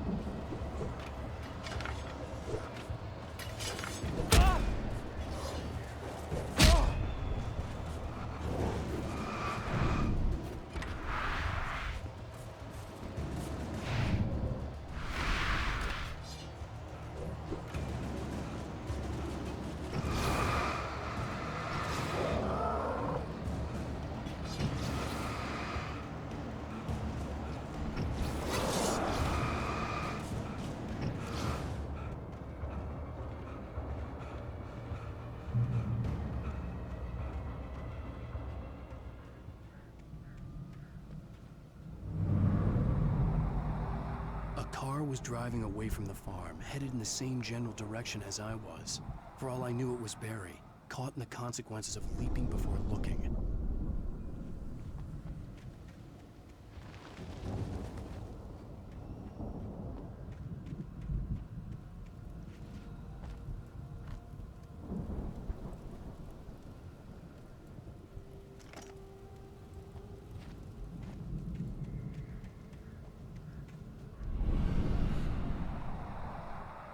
The car was heading for the cabin up ahead.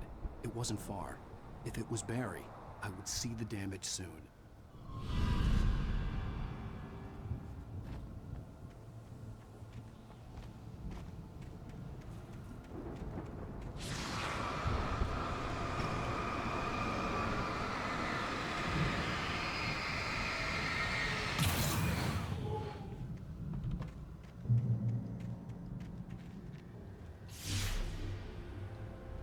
I'm trying to deliver each page to the right time and place.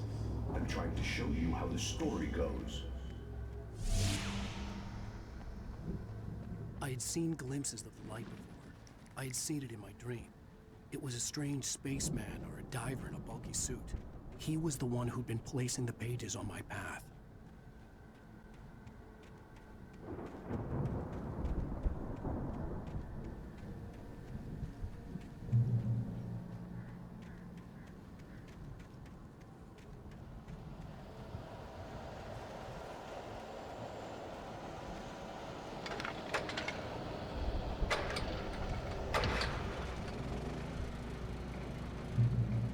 Someone had left a gun behind. Now I had a fighting chance of reaching the farm.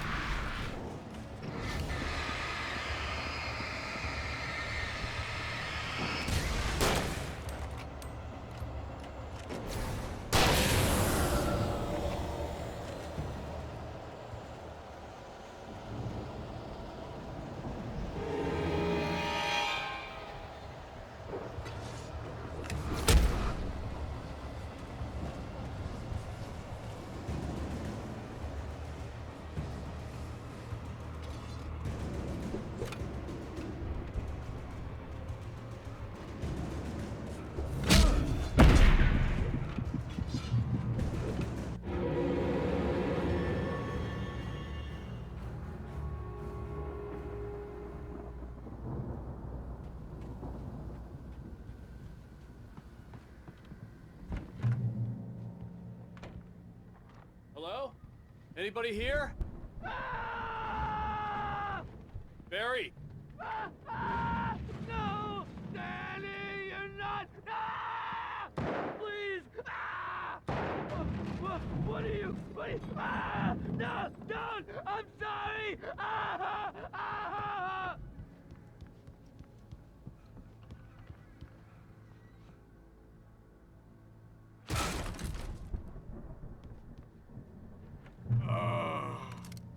I know you. You were in jail the other day. I went to the farm again for the moonshine.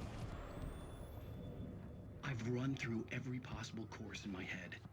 If I continue like the Dark Presence wants me to, the story I'm writing won't save Alice. It's her story, and it's going to kill her.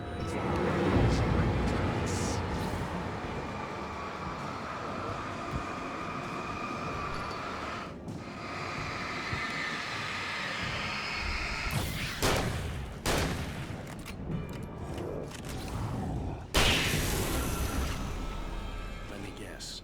Danny, huh? the protagonist. This The feels farm was still a good distance away. I'd need a car to get there fast. just as much as anyone else who's been woven into it. The story must stay true to the in a horror story, it can't be certain that the hero will succeed or even survive. He almost has to die. I'll write my own escape into the story next. If Barry wasn't up here, he was probably in trouble down at the farm. For a moment, I felt bad for doubting him. After all, I'd made it this far myself. But Barry is Barry.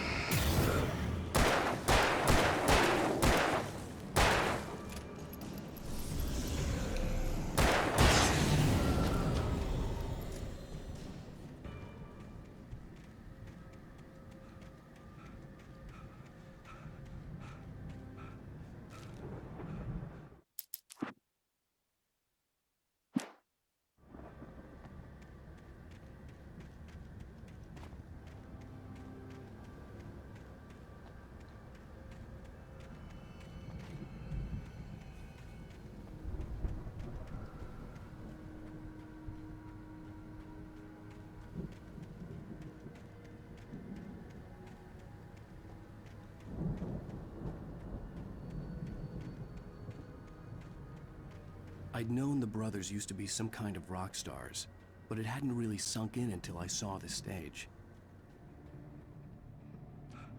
I'm so glad you decided to go it alone, Mr. Bronson. Shut up and shoot!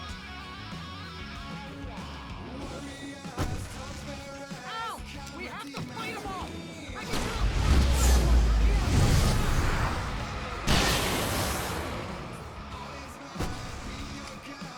Hey, Al! Did you notice there's a lot of ammo and stuff around? This place is stocked!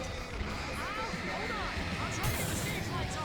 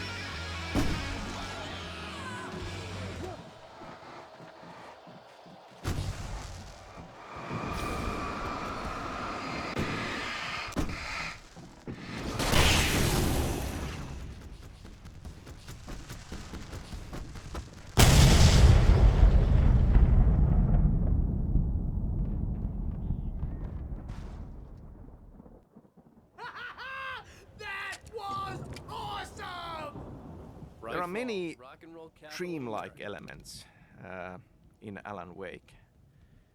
It is something that very much fascinates me in fiction that I like as well. And also what I really enjoy in stories is time travel, time loops. Now, as we progress with Alan Wake's story, we kind of have this mystical vision quest of him traveling back in time into that missing week when he was in Birdleg Cabin writing the story of the manuscript.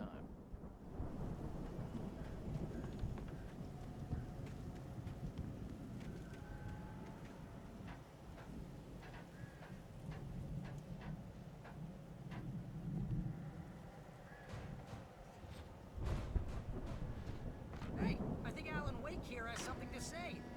What's that, Al? Ooh, I'm Alan Wake. I'm always right about everything. And if I don't get my way, I'll sulk all day long. I'm always inventing. Wow! You look at that thing, Al? They really went all out with this Viking. Sleep. We all spend a third of our dreams in soft embrace, somewhere between fantasy and Hey, oblivion. remember when I got you that gig? Your first real writing job. What got you started? The Viking boat looked imposing, almost like a battering ram. Tonight's episode, The Dream of Dreams. That's by someone else.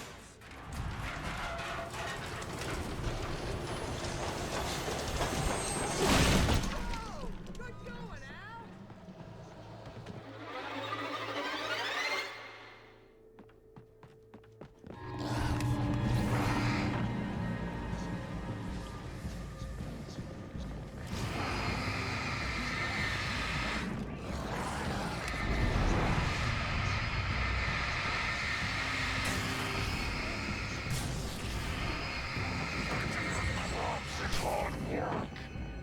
I think we can make it through here, Al!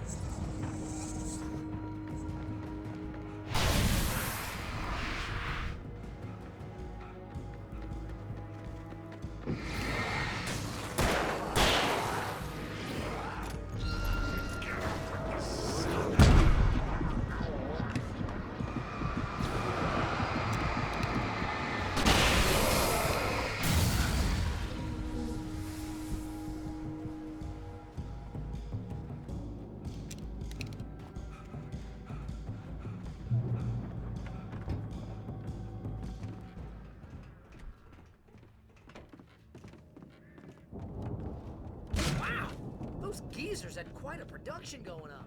Ooh, you know what, Al? If we make it through this alive, I'm gonna start representing them. Yep, sell this stuff online, maybe get a reality show going, release a new single. Be careful, Al!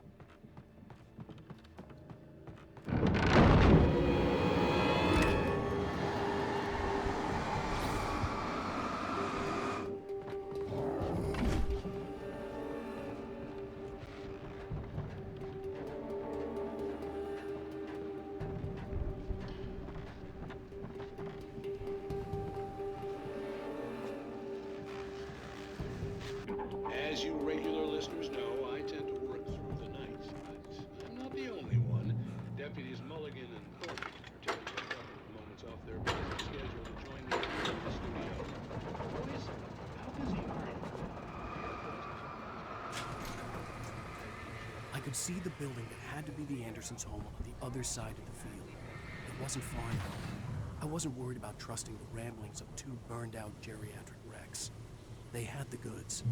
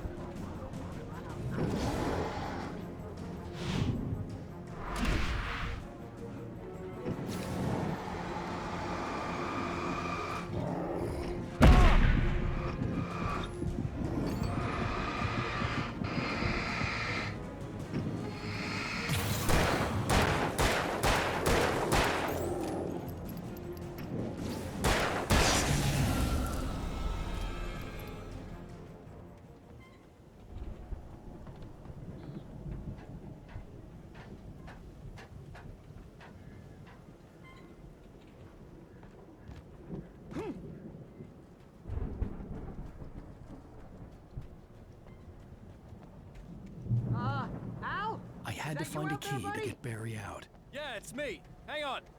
I'll try to find a key to get the door open.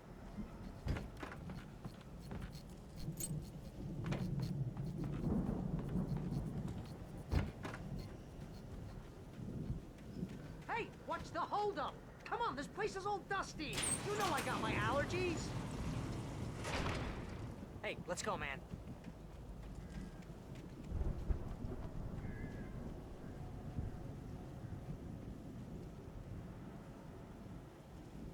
I think we're gonna have to work together to open this gate, Al. Looks pretty heavy. Hey, I think that's the farm on the other side of the field. We're almost there. This farm is a crazy place for crazy people. We should feel right at home then.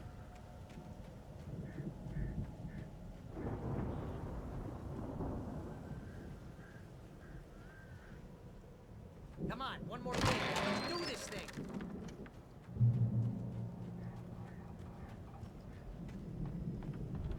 The lights are out. Guess we better check the fuse box. You know, this place looks kind of lived in. I thought the Andersons were in the booby hatch.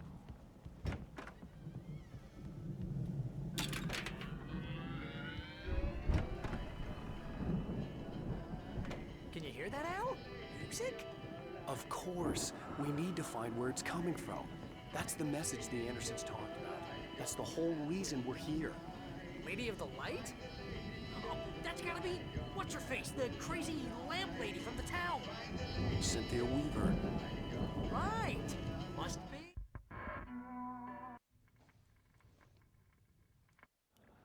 Talking about this mystical, weird time loop that is induced by drinking the moonshine of the Anderson brothers. Wake travels back in a dreamlike way into the missing week, and we witness what actually happened there. How the Dark Presence, how Barbara Jagger took over and made him write the manuscript. And then, in a mystical way, we reach out to, Alan Wake himself, writing the manuscript and snap him out of it. I had a chance to find out what had happened. I remembered being surprised to see the cabin dark. Alice would have never turned the lights off.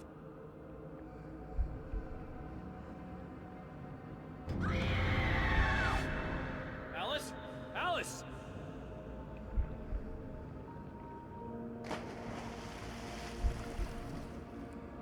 I remembered thinking I caught a glimpse of her form underwater, sinking into the darkness.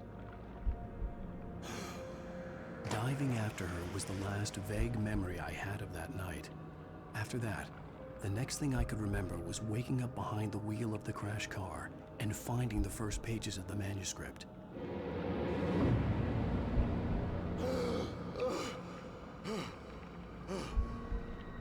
I couldn't find her in all that blackness. I must have thought she drowned.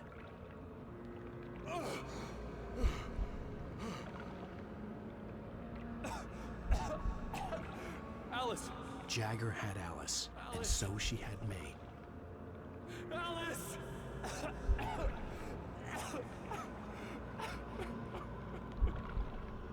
I'd been easy prey.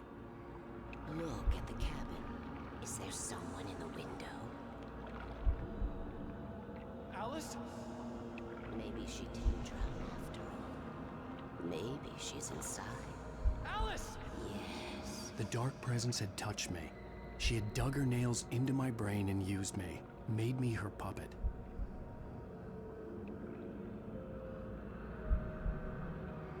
She must be here somewhere. Maybe upstairs in the study. Alice! Yes,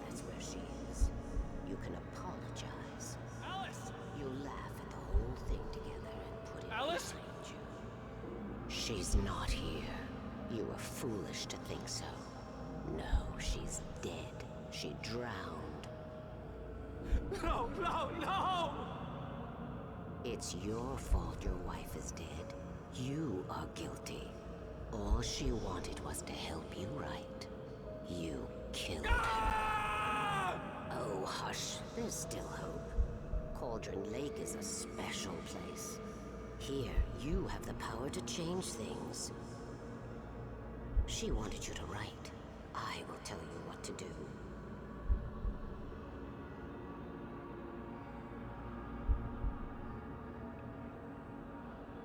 You can write her back. The story will come true, and all will be well again. She had Alice, and the manuscript was the ransom for her.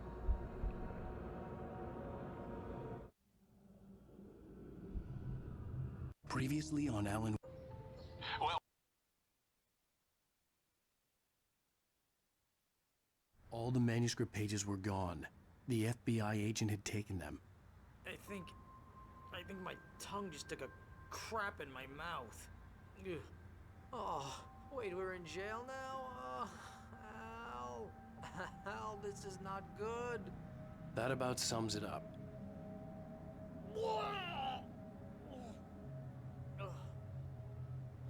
Oh, I am never drinking again. I need to talk to Weaver. She's the one in the song. The Lady of the Light. What, the crazy lady?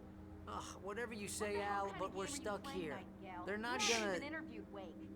I had some reading to do first, Sheriff, and let me tell you, it was an interesting read.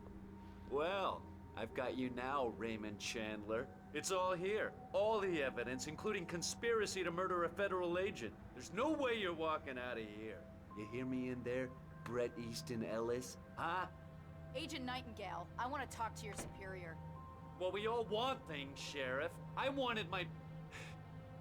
Look, that's not possible right now. Agent Nightingale, I insist. Oh my God! Light. We need light. It's the only way to fight this thing. In my office. I've got your things there. Follow me. Oh man! We're sitting ducks with the lights Still out. talking about this mystical experience of Alan Wake going back in time. I mean, you as the player find him in the study. Obviously we are Alan Wake, but in first person now in a weird way, and we reach out to him, snap him out of it, and then we see a glimpse of Diver actually doing this, which goes back to this, you know, these weird questions about identity of Thomas Zane and identity of Alan Wake. But this fascination for time loops, obviously in Alan Wake's American Nightmare, we have time loop element there. So I kind of feel that this is part of the dark place and how time moves there in mysterious ways. Here are your things. Wake, what do I need to know? What do you need from me? They can be hurt in the light, only in the light. And I need to find Cynthia Weaver. She can help me stop this. Light. Check. Cynthia. She lives in the old decommissioned power plant. I can get you there pretty quickly in the rescue chopper. Come on, let's get back to your friend. Wheeler, I need you to stay here. What? No! We're going to fetch our ride, but I have friends who need to be warned about this, and I can't be in two places at once. I need your help. Well, okay. Here's a list of people and phone numbers. I need you to call them and tell them you have a message from me. Night Springs, okay? They'll know what to do. Night Springs? Like the TV show? Gotcha. Oh, hey, that radio guy is on the list, Maine. Who's Frank Breaker? He related to you? My dad. Hey, is this like a secret society? Can you do this? You'll be safe here. The backup power's on. These guys need to be alerted, just in case we don't come back. You'll come back for me though, right? As soon as we get the chopper ready. Thanks, Wheeler. I owe you one. Okay, let's go, Wake. Through the back. Hello, Mr. Breaker. This is Valerie.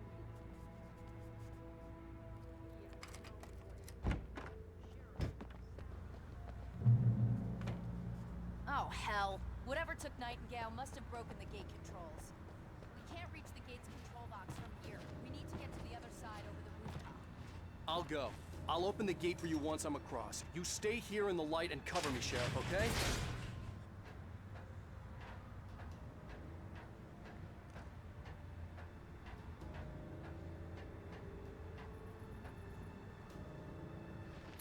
As part of the story, we discover that there are some people in Bright Falls who do know about these supernatural forces of darkness. And they have formed this loose secret society to deal with these things.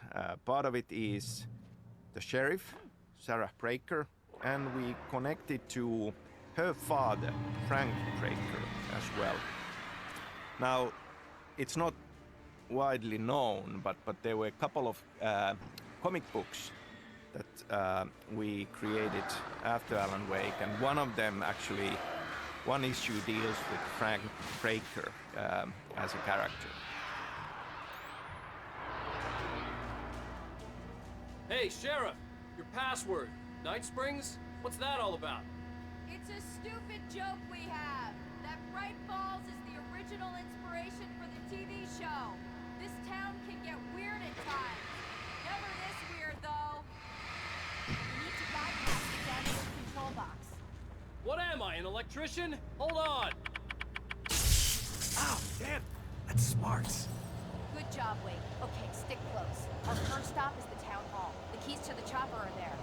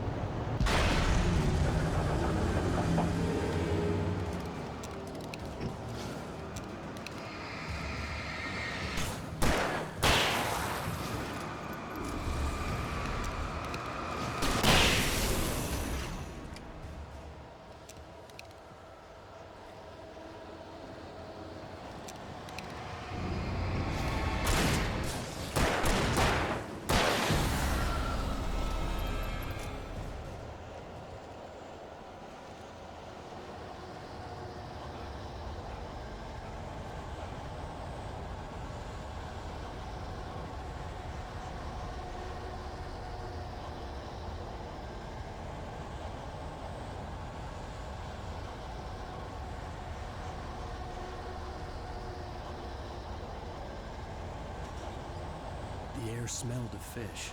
This was Bright Falls industrial area. There was probably a cannery nearby.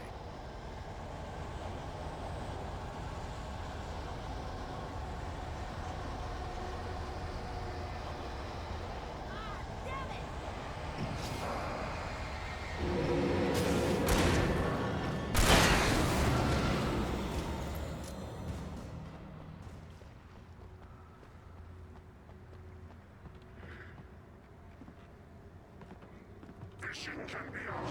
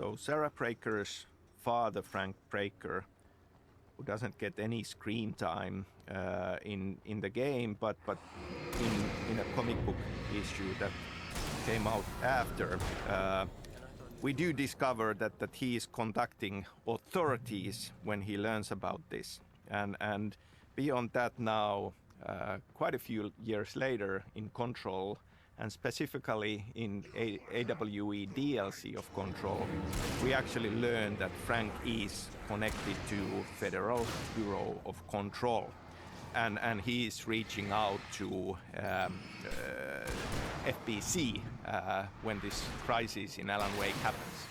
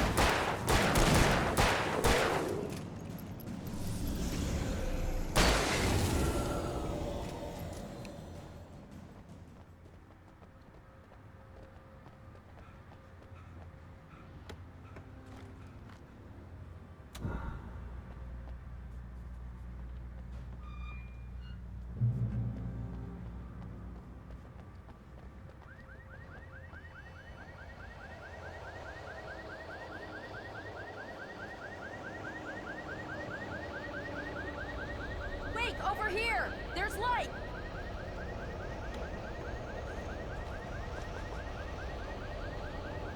I have a key. Watch my back, Wade.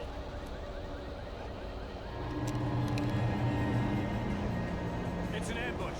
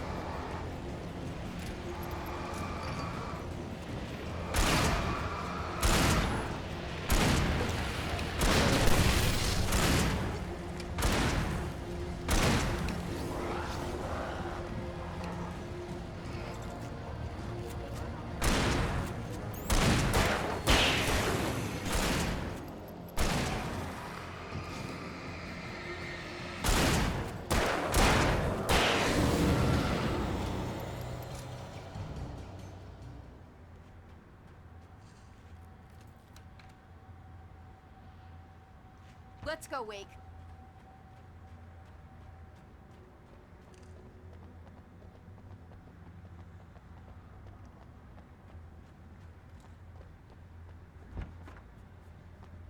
Okay, someone's messed with the fuse box here, but you should be able to jury rig it while I find the keys. I already got electrocuted once today. How about I look for the keys and you get burned for a change? The keys aren't upstairs, Wake. I'm just gonna take a quick look.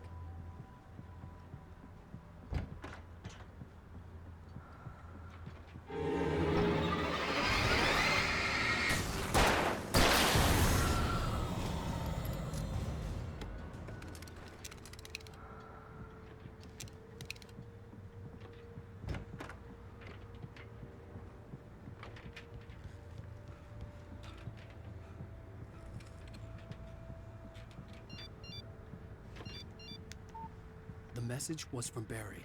He was getting worried at the station. He wanted us to hurry.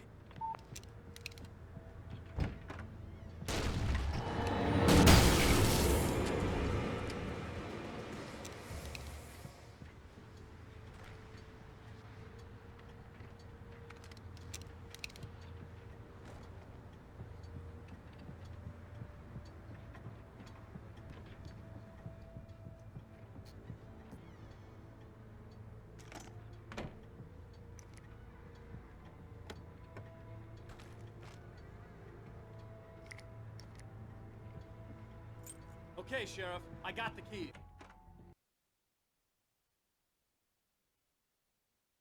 The storefront's blocked. Come on, Wake. Let's go around. We can meet him in the back.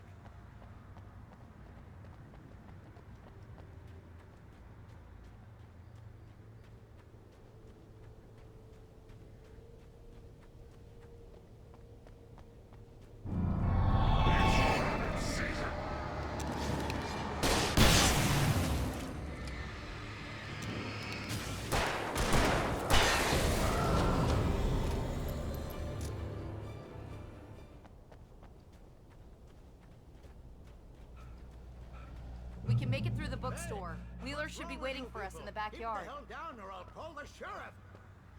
Oh, hi, Doc. I've got it. Don't worry about it. Sarah, about time somebody showed up. All the shooting in the air is idiotic. One of these days they'll kill somebody. And over Deerfest. I know. Go back to bed. He's got a point, Wake. Look, this town can't take this. It's me they want. The sooner I get out of here, the sooner you can all get back to life as usual. I hope you're right. Come on, let me get this door open. Wait, you got the keys to the bookstore? Perks of being the sheriff. A girl needs to get around.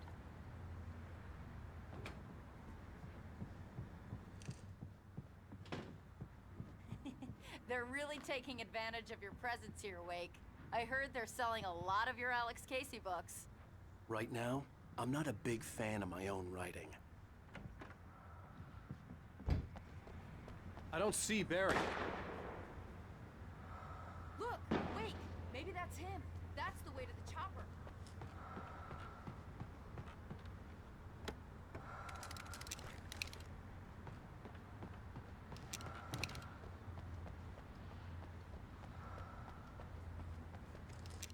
So we have the worlds of Alan Wake and Control connected to each other, as is now clear from Control and especially Control's AWE DLC.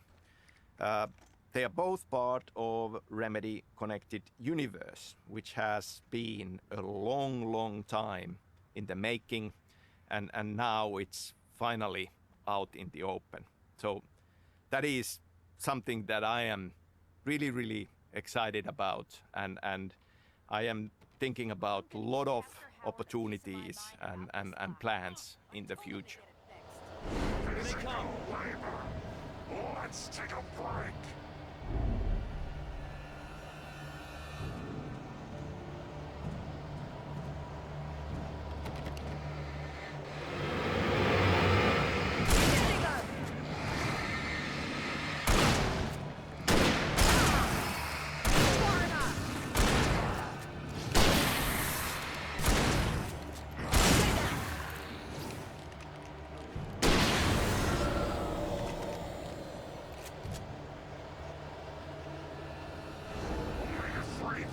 Acids are good for your heart.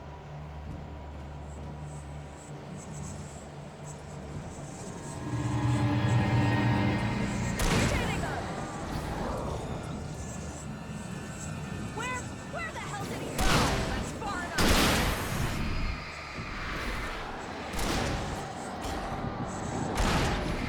Keep hitting her.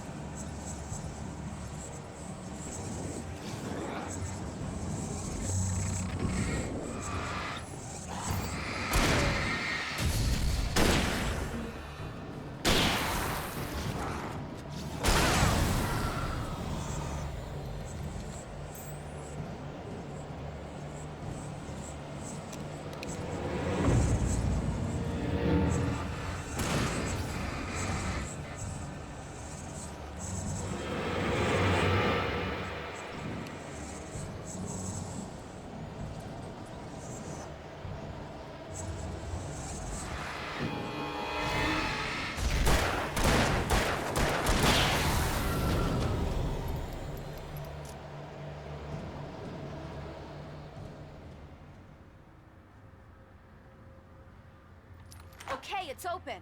Let's go, Wake.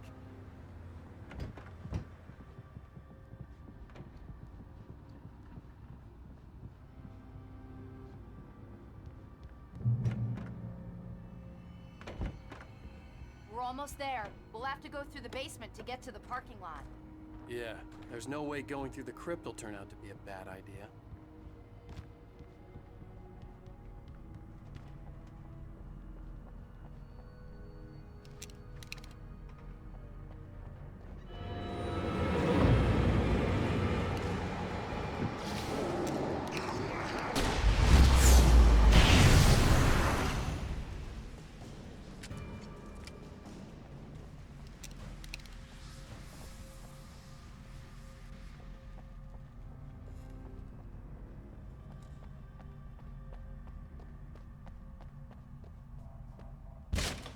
Did you call 911?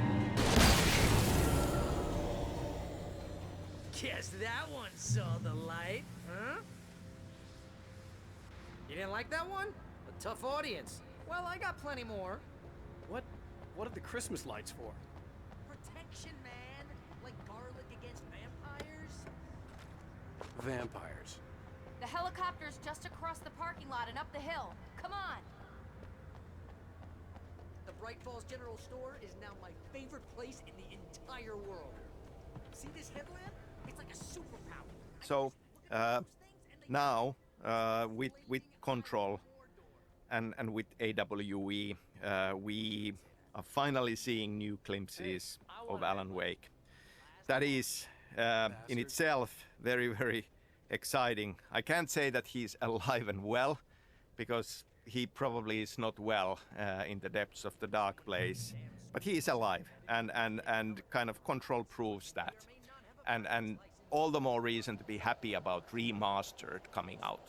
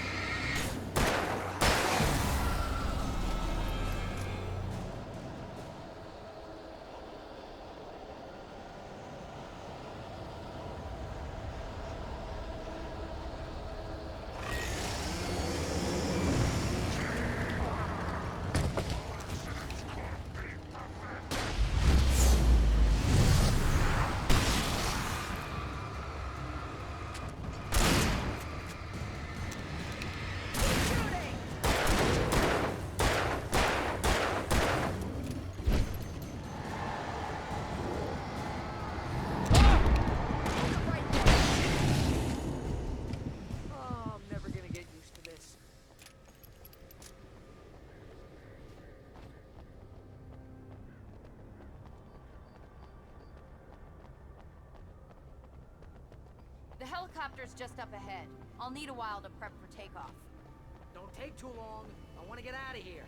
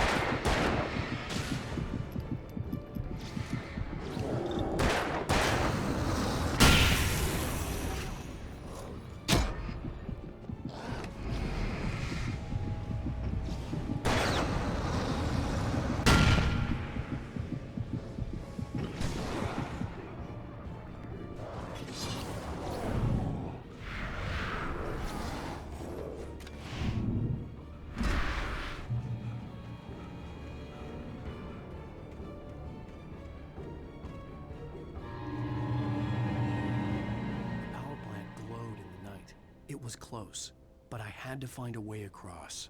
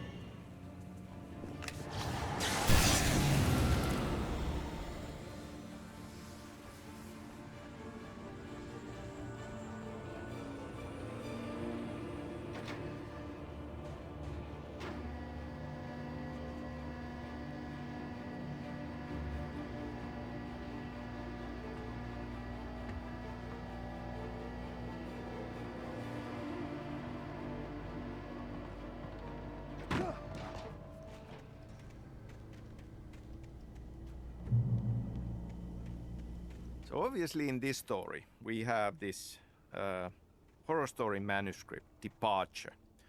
And Departure name, of course, comes from beginning of hero's journey. And it is a horror story, and it's set in Pacific Northwest. Close to the end of the game, we see this glimpse of a talk show with Alan Wake as a guest, talking about the last book in the series of Alex Casey books, these hard-boiled crime books. But he does mention that now he wants a departure from what he has done before.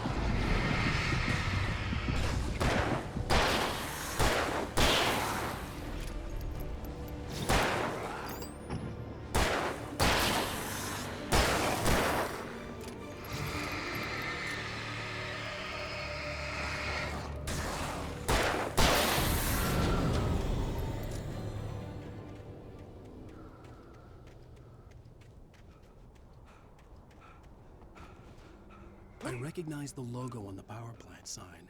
I'd seen a version of it painted all over the area, signifying hidden caches of supplies.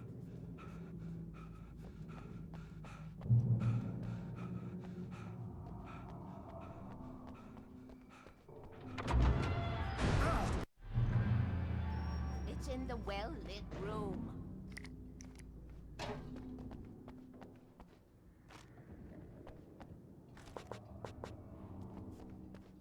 Excuse me? What you need to drive the darkness back. The well-lit room is at the dam. I built the room to keep it safe. Will it help me find Alice? Will it get me back to the cabin? Fine, let's go. I can get my friends to come back with the helicopter.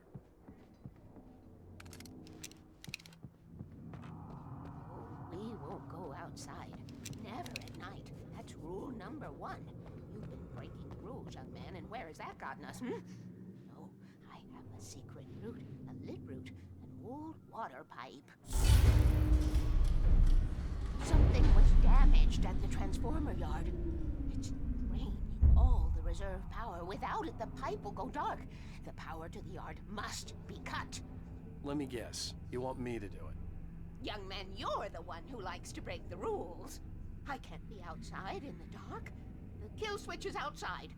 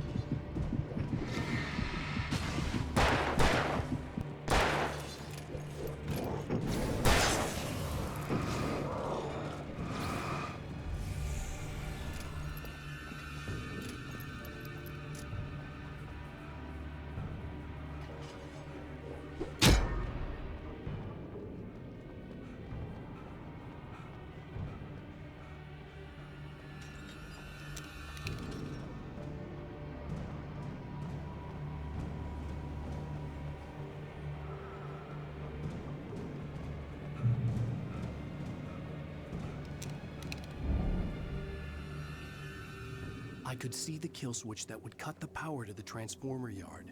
Now I had to find a way to reach it.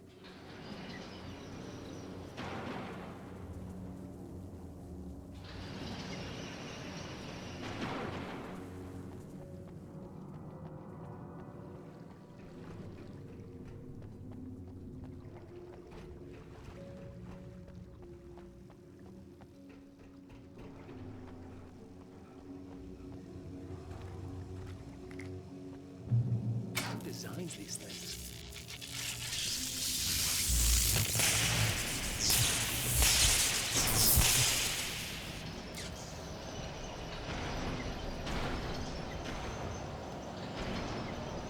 The transformer yard went dark and dead. Weaver's water pipe passage should now be good to go.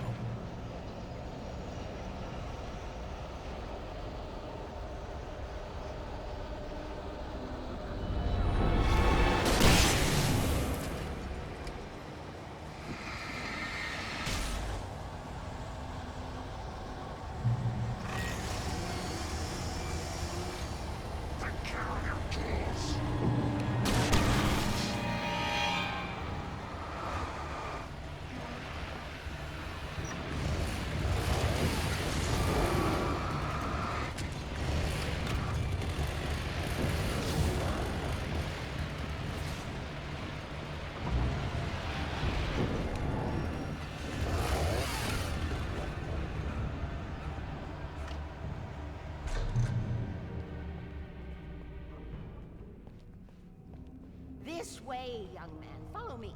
Come, come. The pipe's empty now. We're ready to go. This way. We need to go.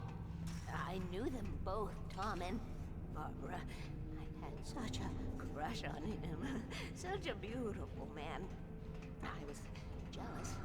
There was a part of me that was maybe a little glad when she had the accident.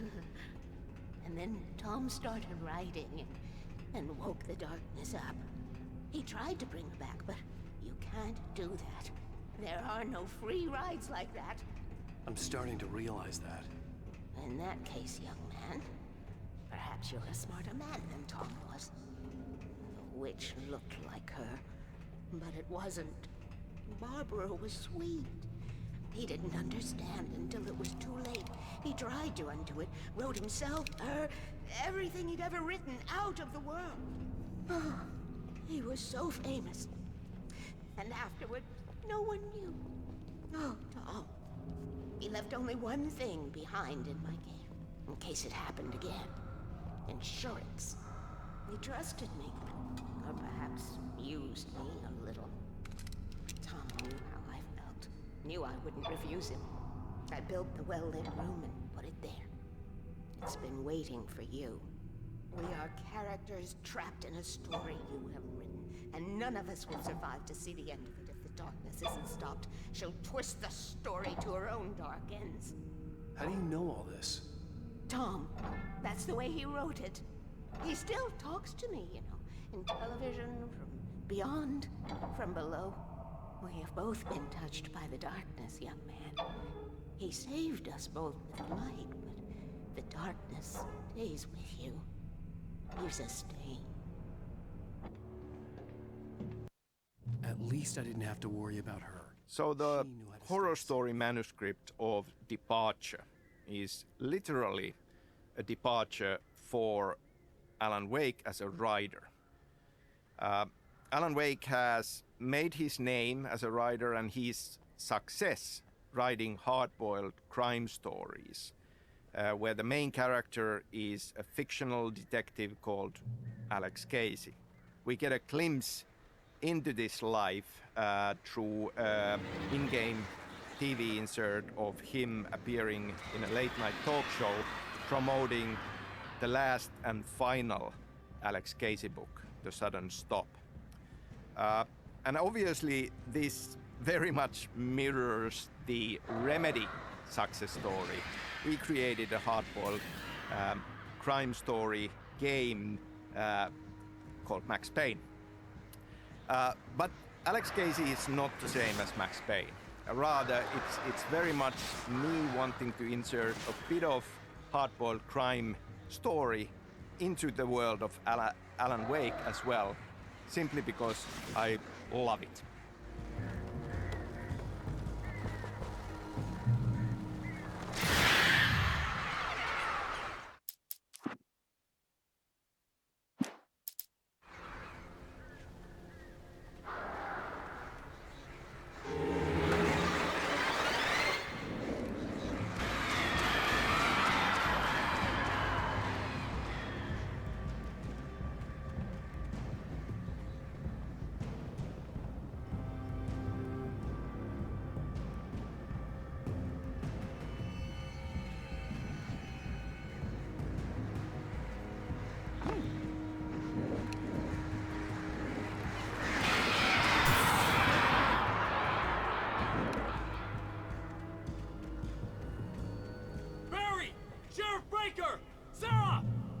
The crash site looked bad, but as far as I could tell, the wreck was empty.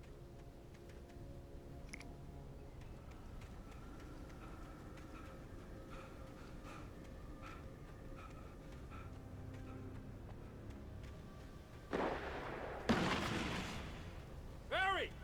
Barry!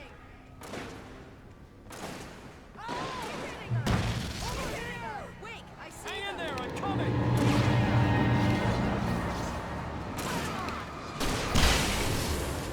One of them slipped away.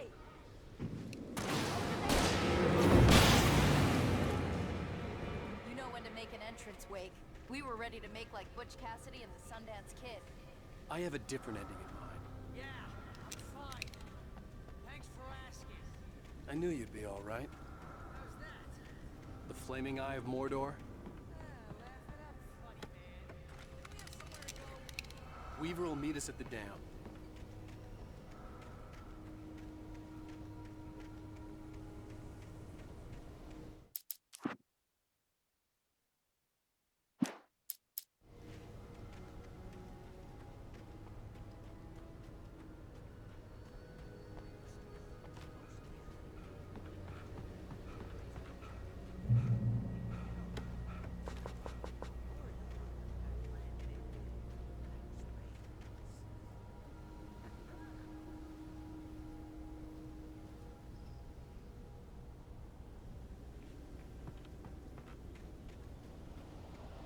See those lights?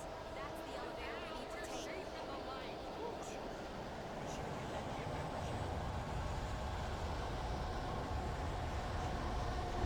It's everywhere! Crap, there's more than one!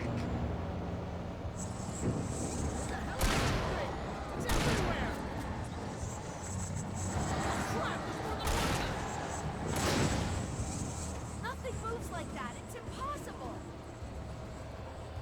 Ah! Al! Do something! He's too fast. I can't get a shot. Was that it? Are we safe? Wait, call the elevator. I'm keeping watch. I hear something moving around. Oh, but it's dangerous out here. Look out! Heads up! Here they come. Oh no! Oh no!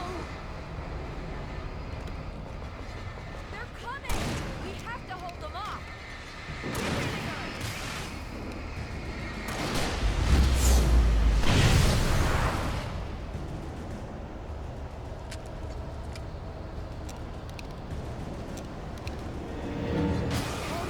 Oh no! Keep hitting them. Keep shooting.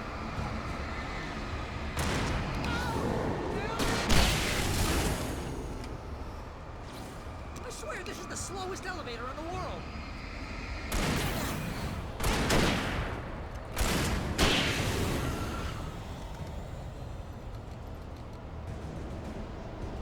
It's almost here, Wake. Just hold on.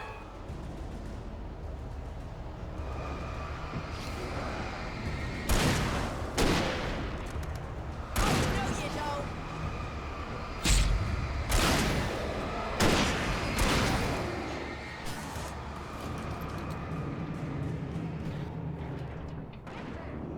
Keep hitting them. Where the hell did that freak go?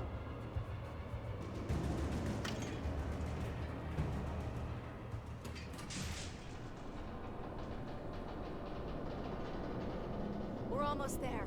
There's an entrance into the dam at the top. What's the plan, Wake? Well, Weaver's crazy, but she's got something Zane left behind. Something to fix this. Gee, could you be a little more vague? Thomas Zane? Seriously? Might as well be Paul Bunyan or Bigfoot. Yeah, well, he was real.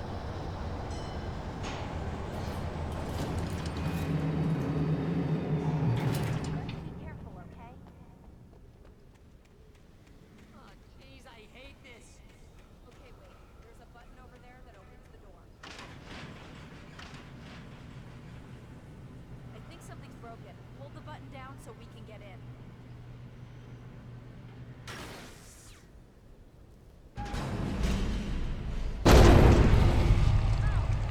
What's going on? Get to the dam from here. What's happening out there? You guys go ahead and find Weaver. She should be in the dam now. I'll have to make it alone through the top.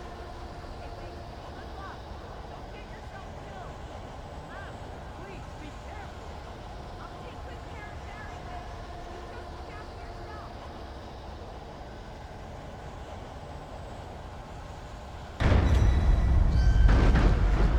You gotta be kidding me.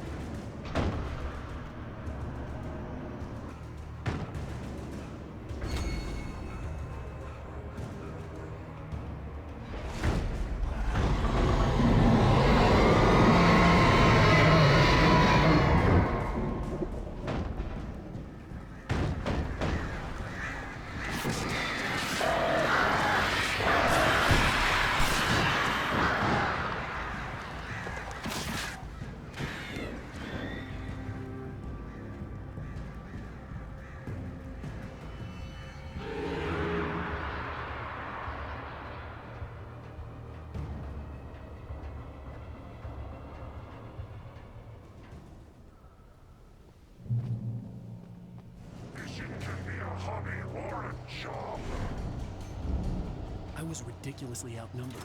The searchlight could even the odds.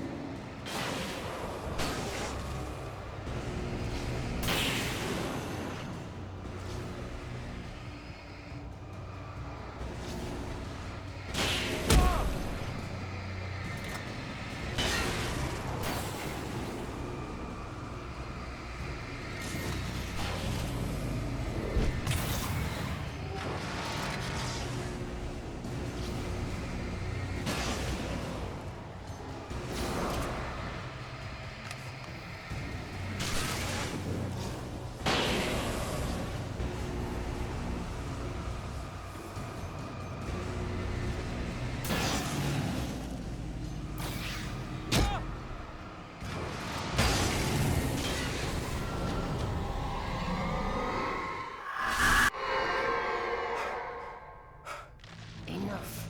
You will go no further.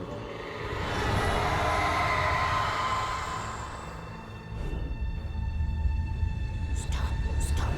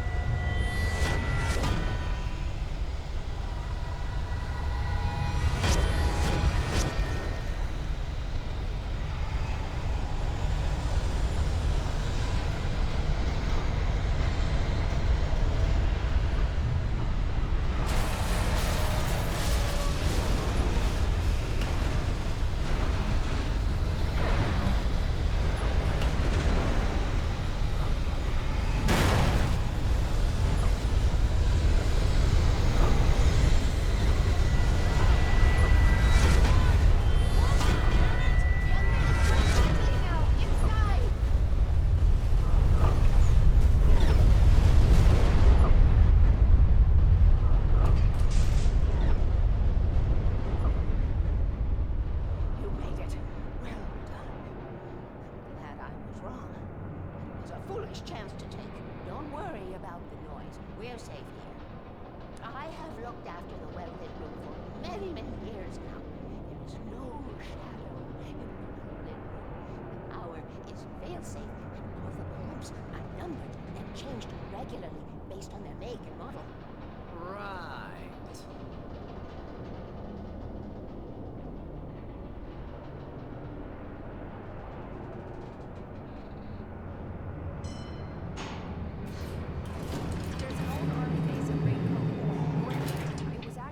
Second World War. They operated here back then.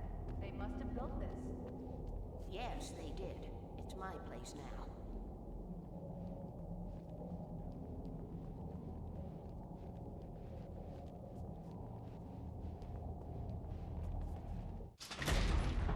Previously on Alan... I had a hangover. My head was about to explode and the light hurt my eyes.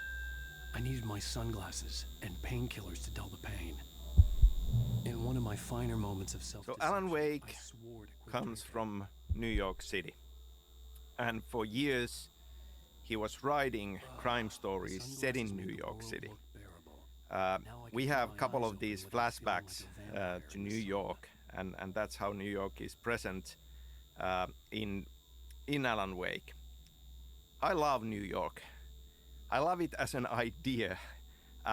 Actually, like, you know, writing the Max Payne games that were also set in New York. I had never visited New York in my life.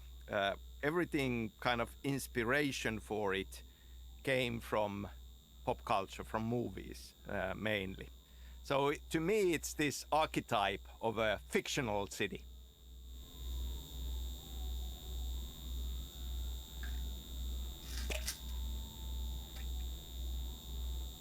The pills worked fast. The prospect of being awake started to seem bearable again. There was a message waiting for me on the machine. You have one new message. Ow! Are you still asleep? Wakey, Ladies and gentlemen, welcome back to the Harry Garrett Show. Thank you. Thank you, everybody. We have a great show tonight. I've been talking with the best-selling author, Alan... Hey, honey. Did you watch the show? I didn't say anything stupid if that's what you want to know. Okay, Grumpy. You want an aspirin or something? Are you gonna start with me about drinking now? You know what? Go back to sleep, Alan.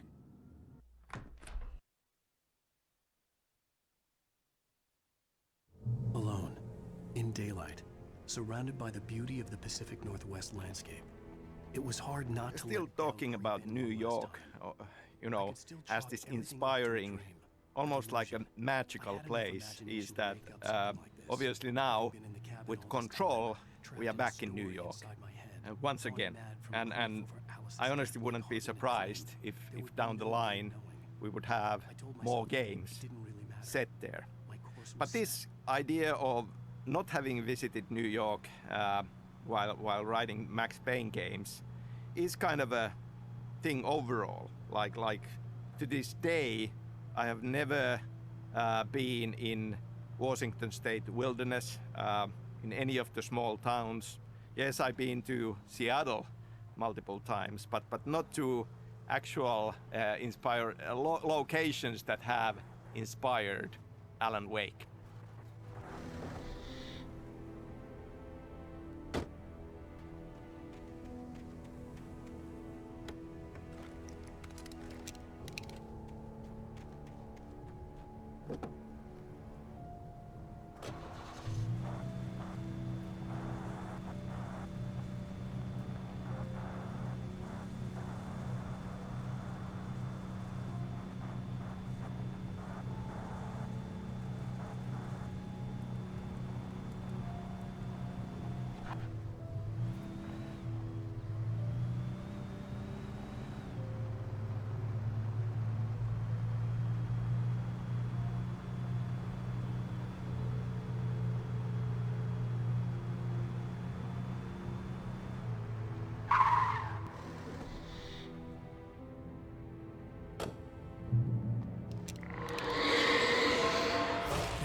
Had touched me.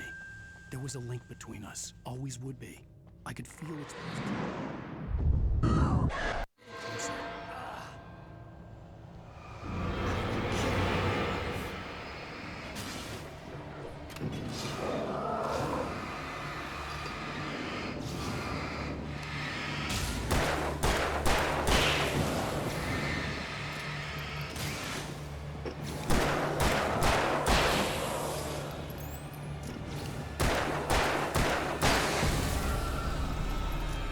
So I feel that there are many different ways of doing research for writing. And it, you know, sometimes, obviously, it's great to visit the location where the story is set. But I don't feel that that's necessarily something that you need to do. Or, in some cases, it can even start to kind of mean that the story you want to tell ends up not working because you know too much about this location. In our stories, the inspiration comes from popular culture more than anything.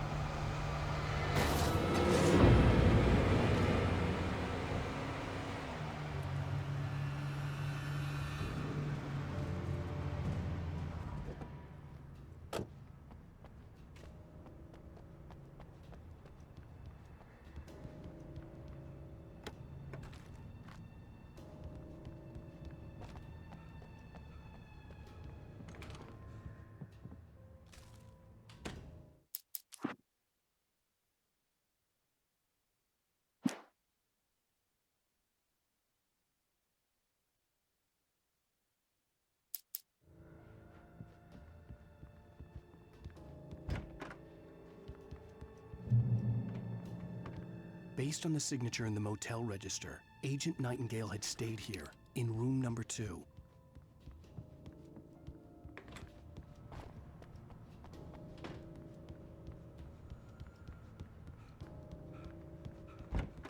couple of words about the Birdleg Cabin, which is a very central, very mystical location in Alan Wake.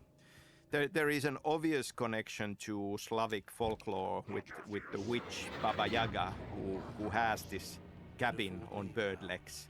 And we have the two round windows that are kind of eyes of a bird. And in the study where Alan Wake ends up riding, we have a taxidermy owl between these windows. So a lot of these references to this bird. But at the same time, I feel that for every Finnish person, the idea of a summer cabin and these magical sunlit nights of summer hold this very, very special place in their minds.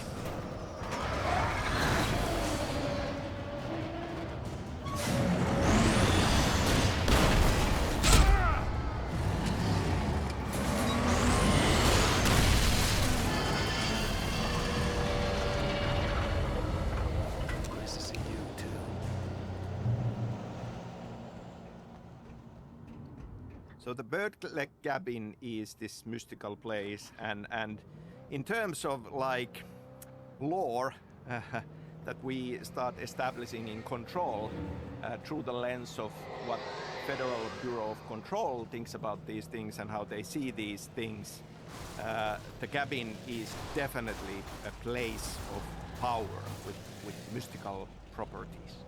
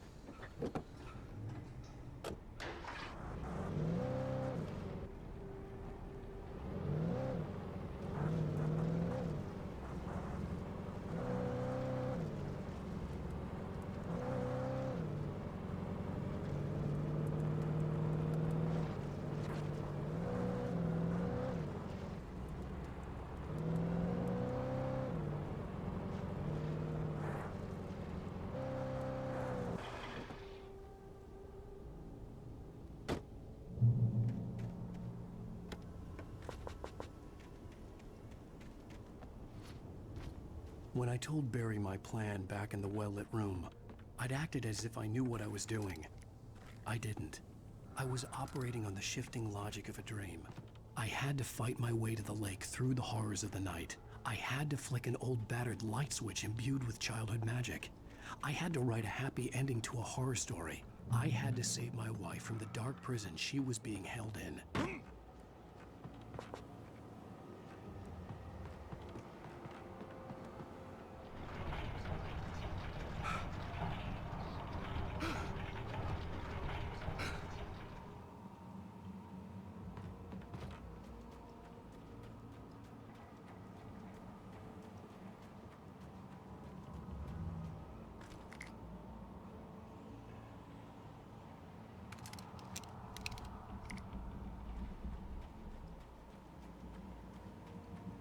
I will never give her to you.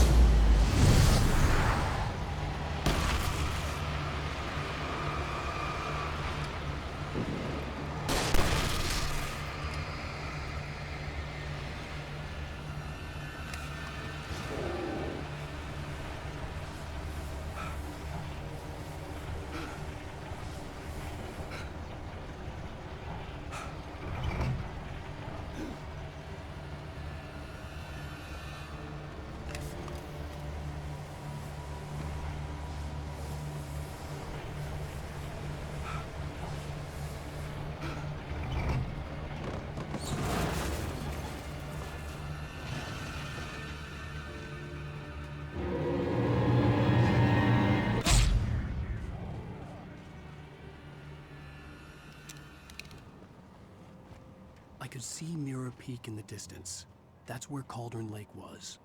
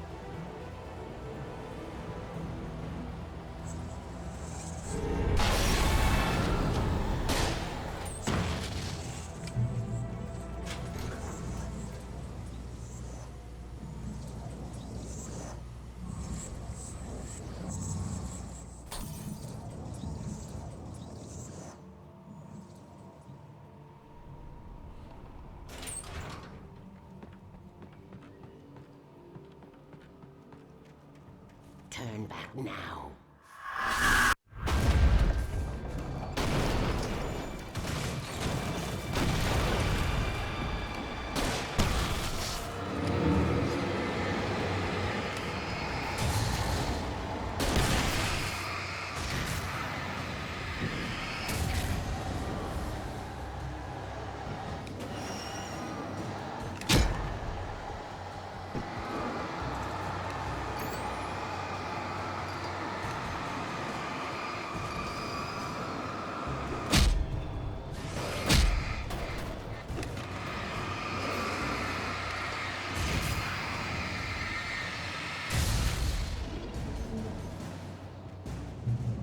Do as you're told.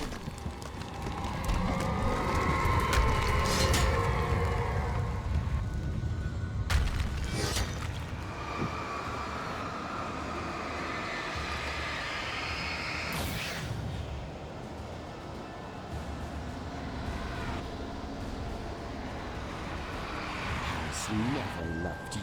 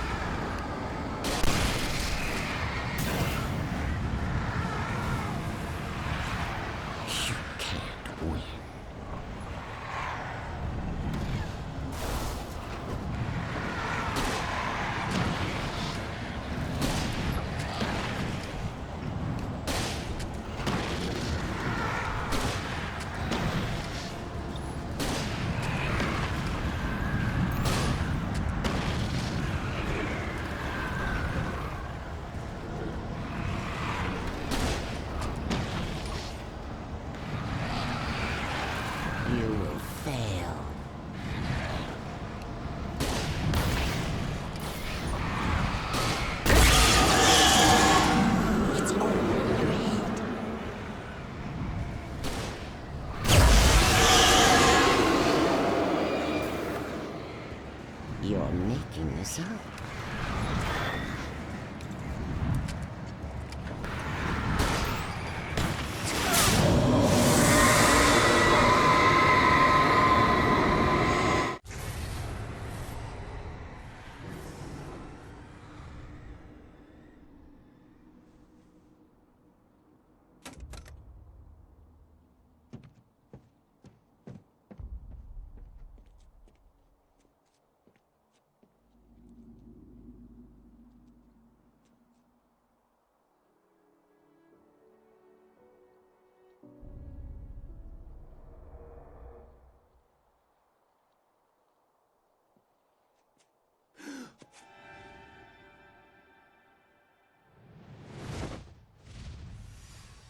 Hell!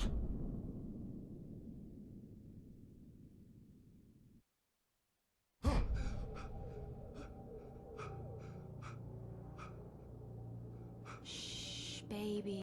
Shh, baby. The power's out. There's no light. Come back to bed and I'll make you forget all about your fear of the dark. My fear? It's your fear. Why aren't you afraid? You're not Alice. Turn the lights on now. Where's the clicker? What did you do with it? Come back to bed, Merlin. Come back to bedtime.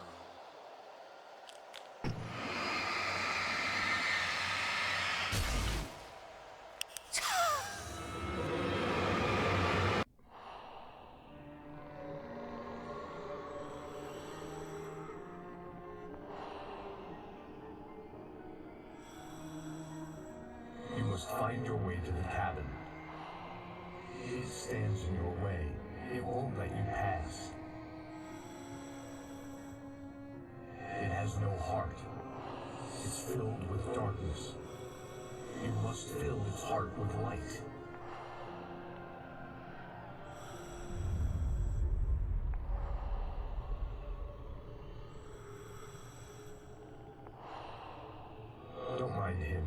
to say.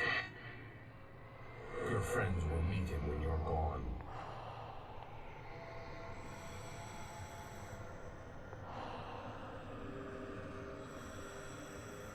Use the clicker.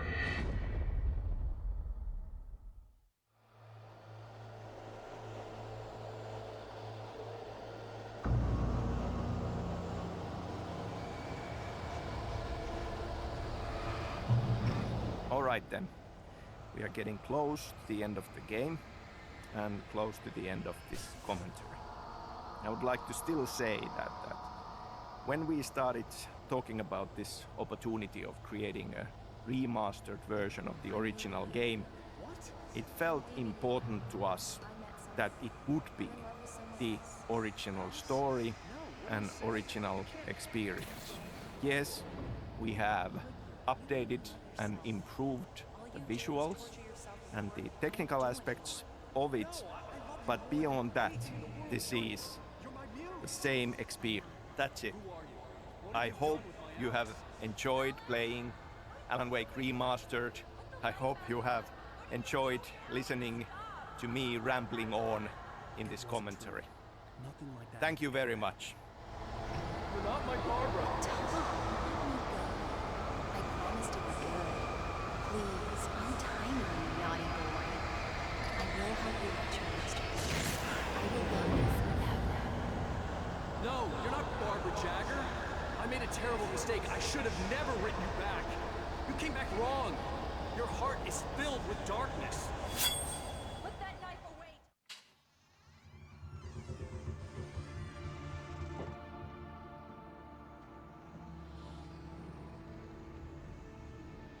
Now you will never get her back.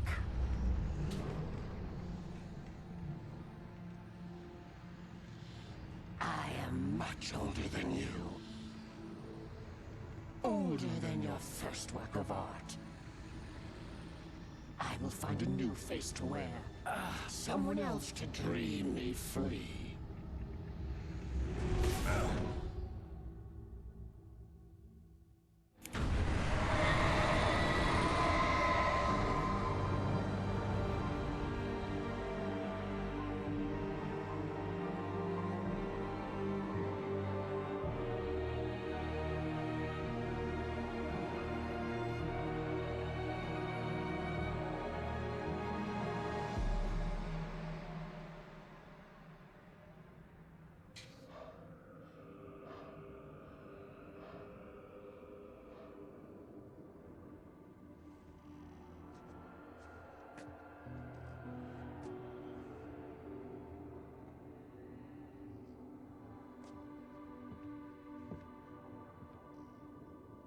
I could feel Alice's presence close by.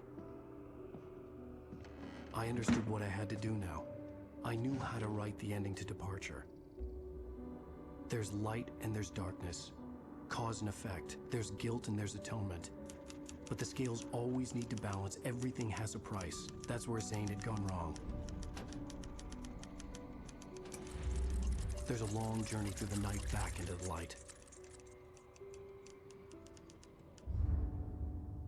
Alice? Alice?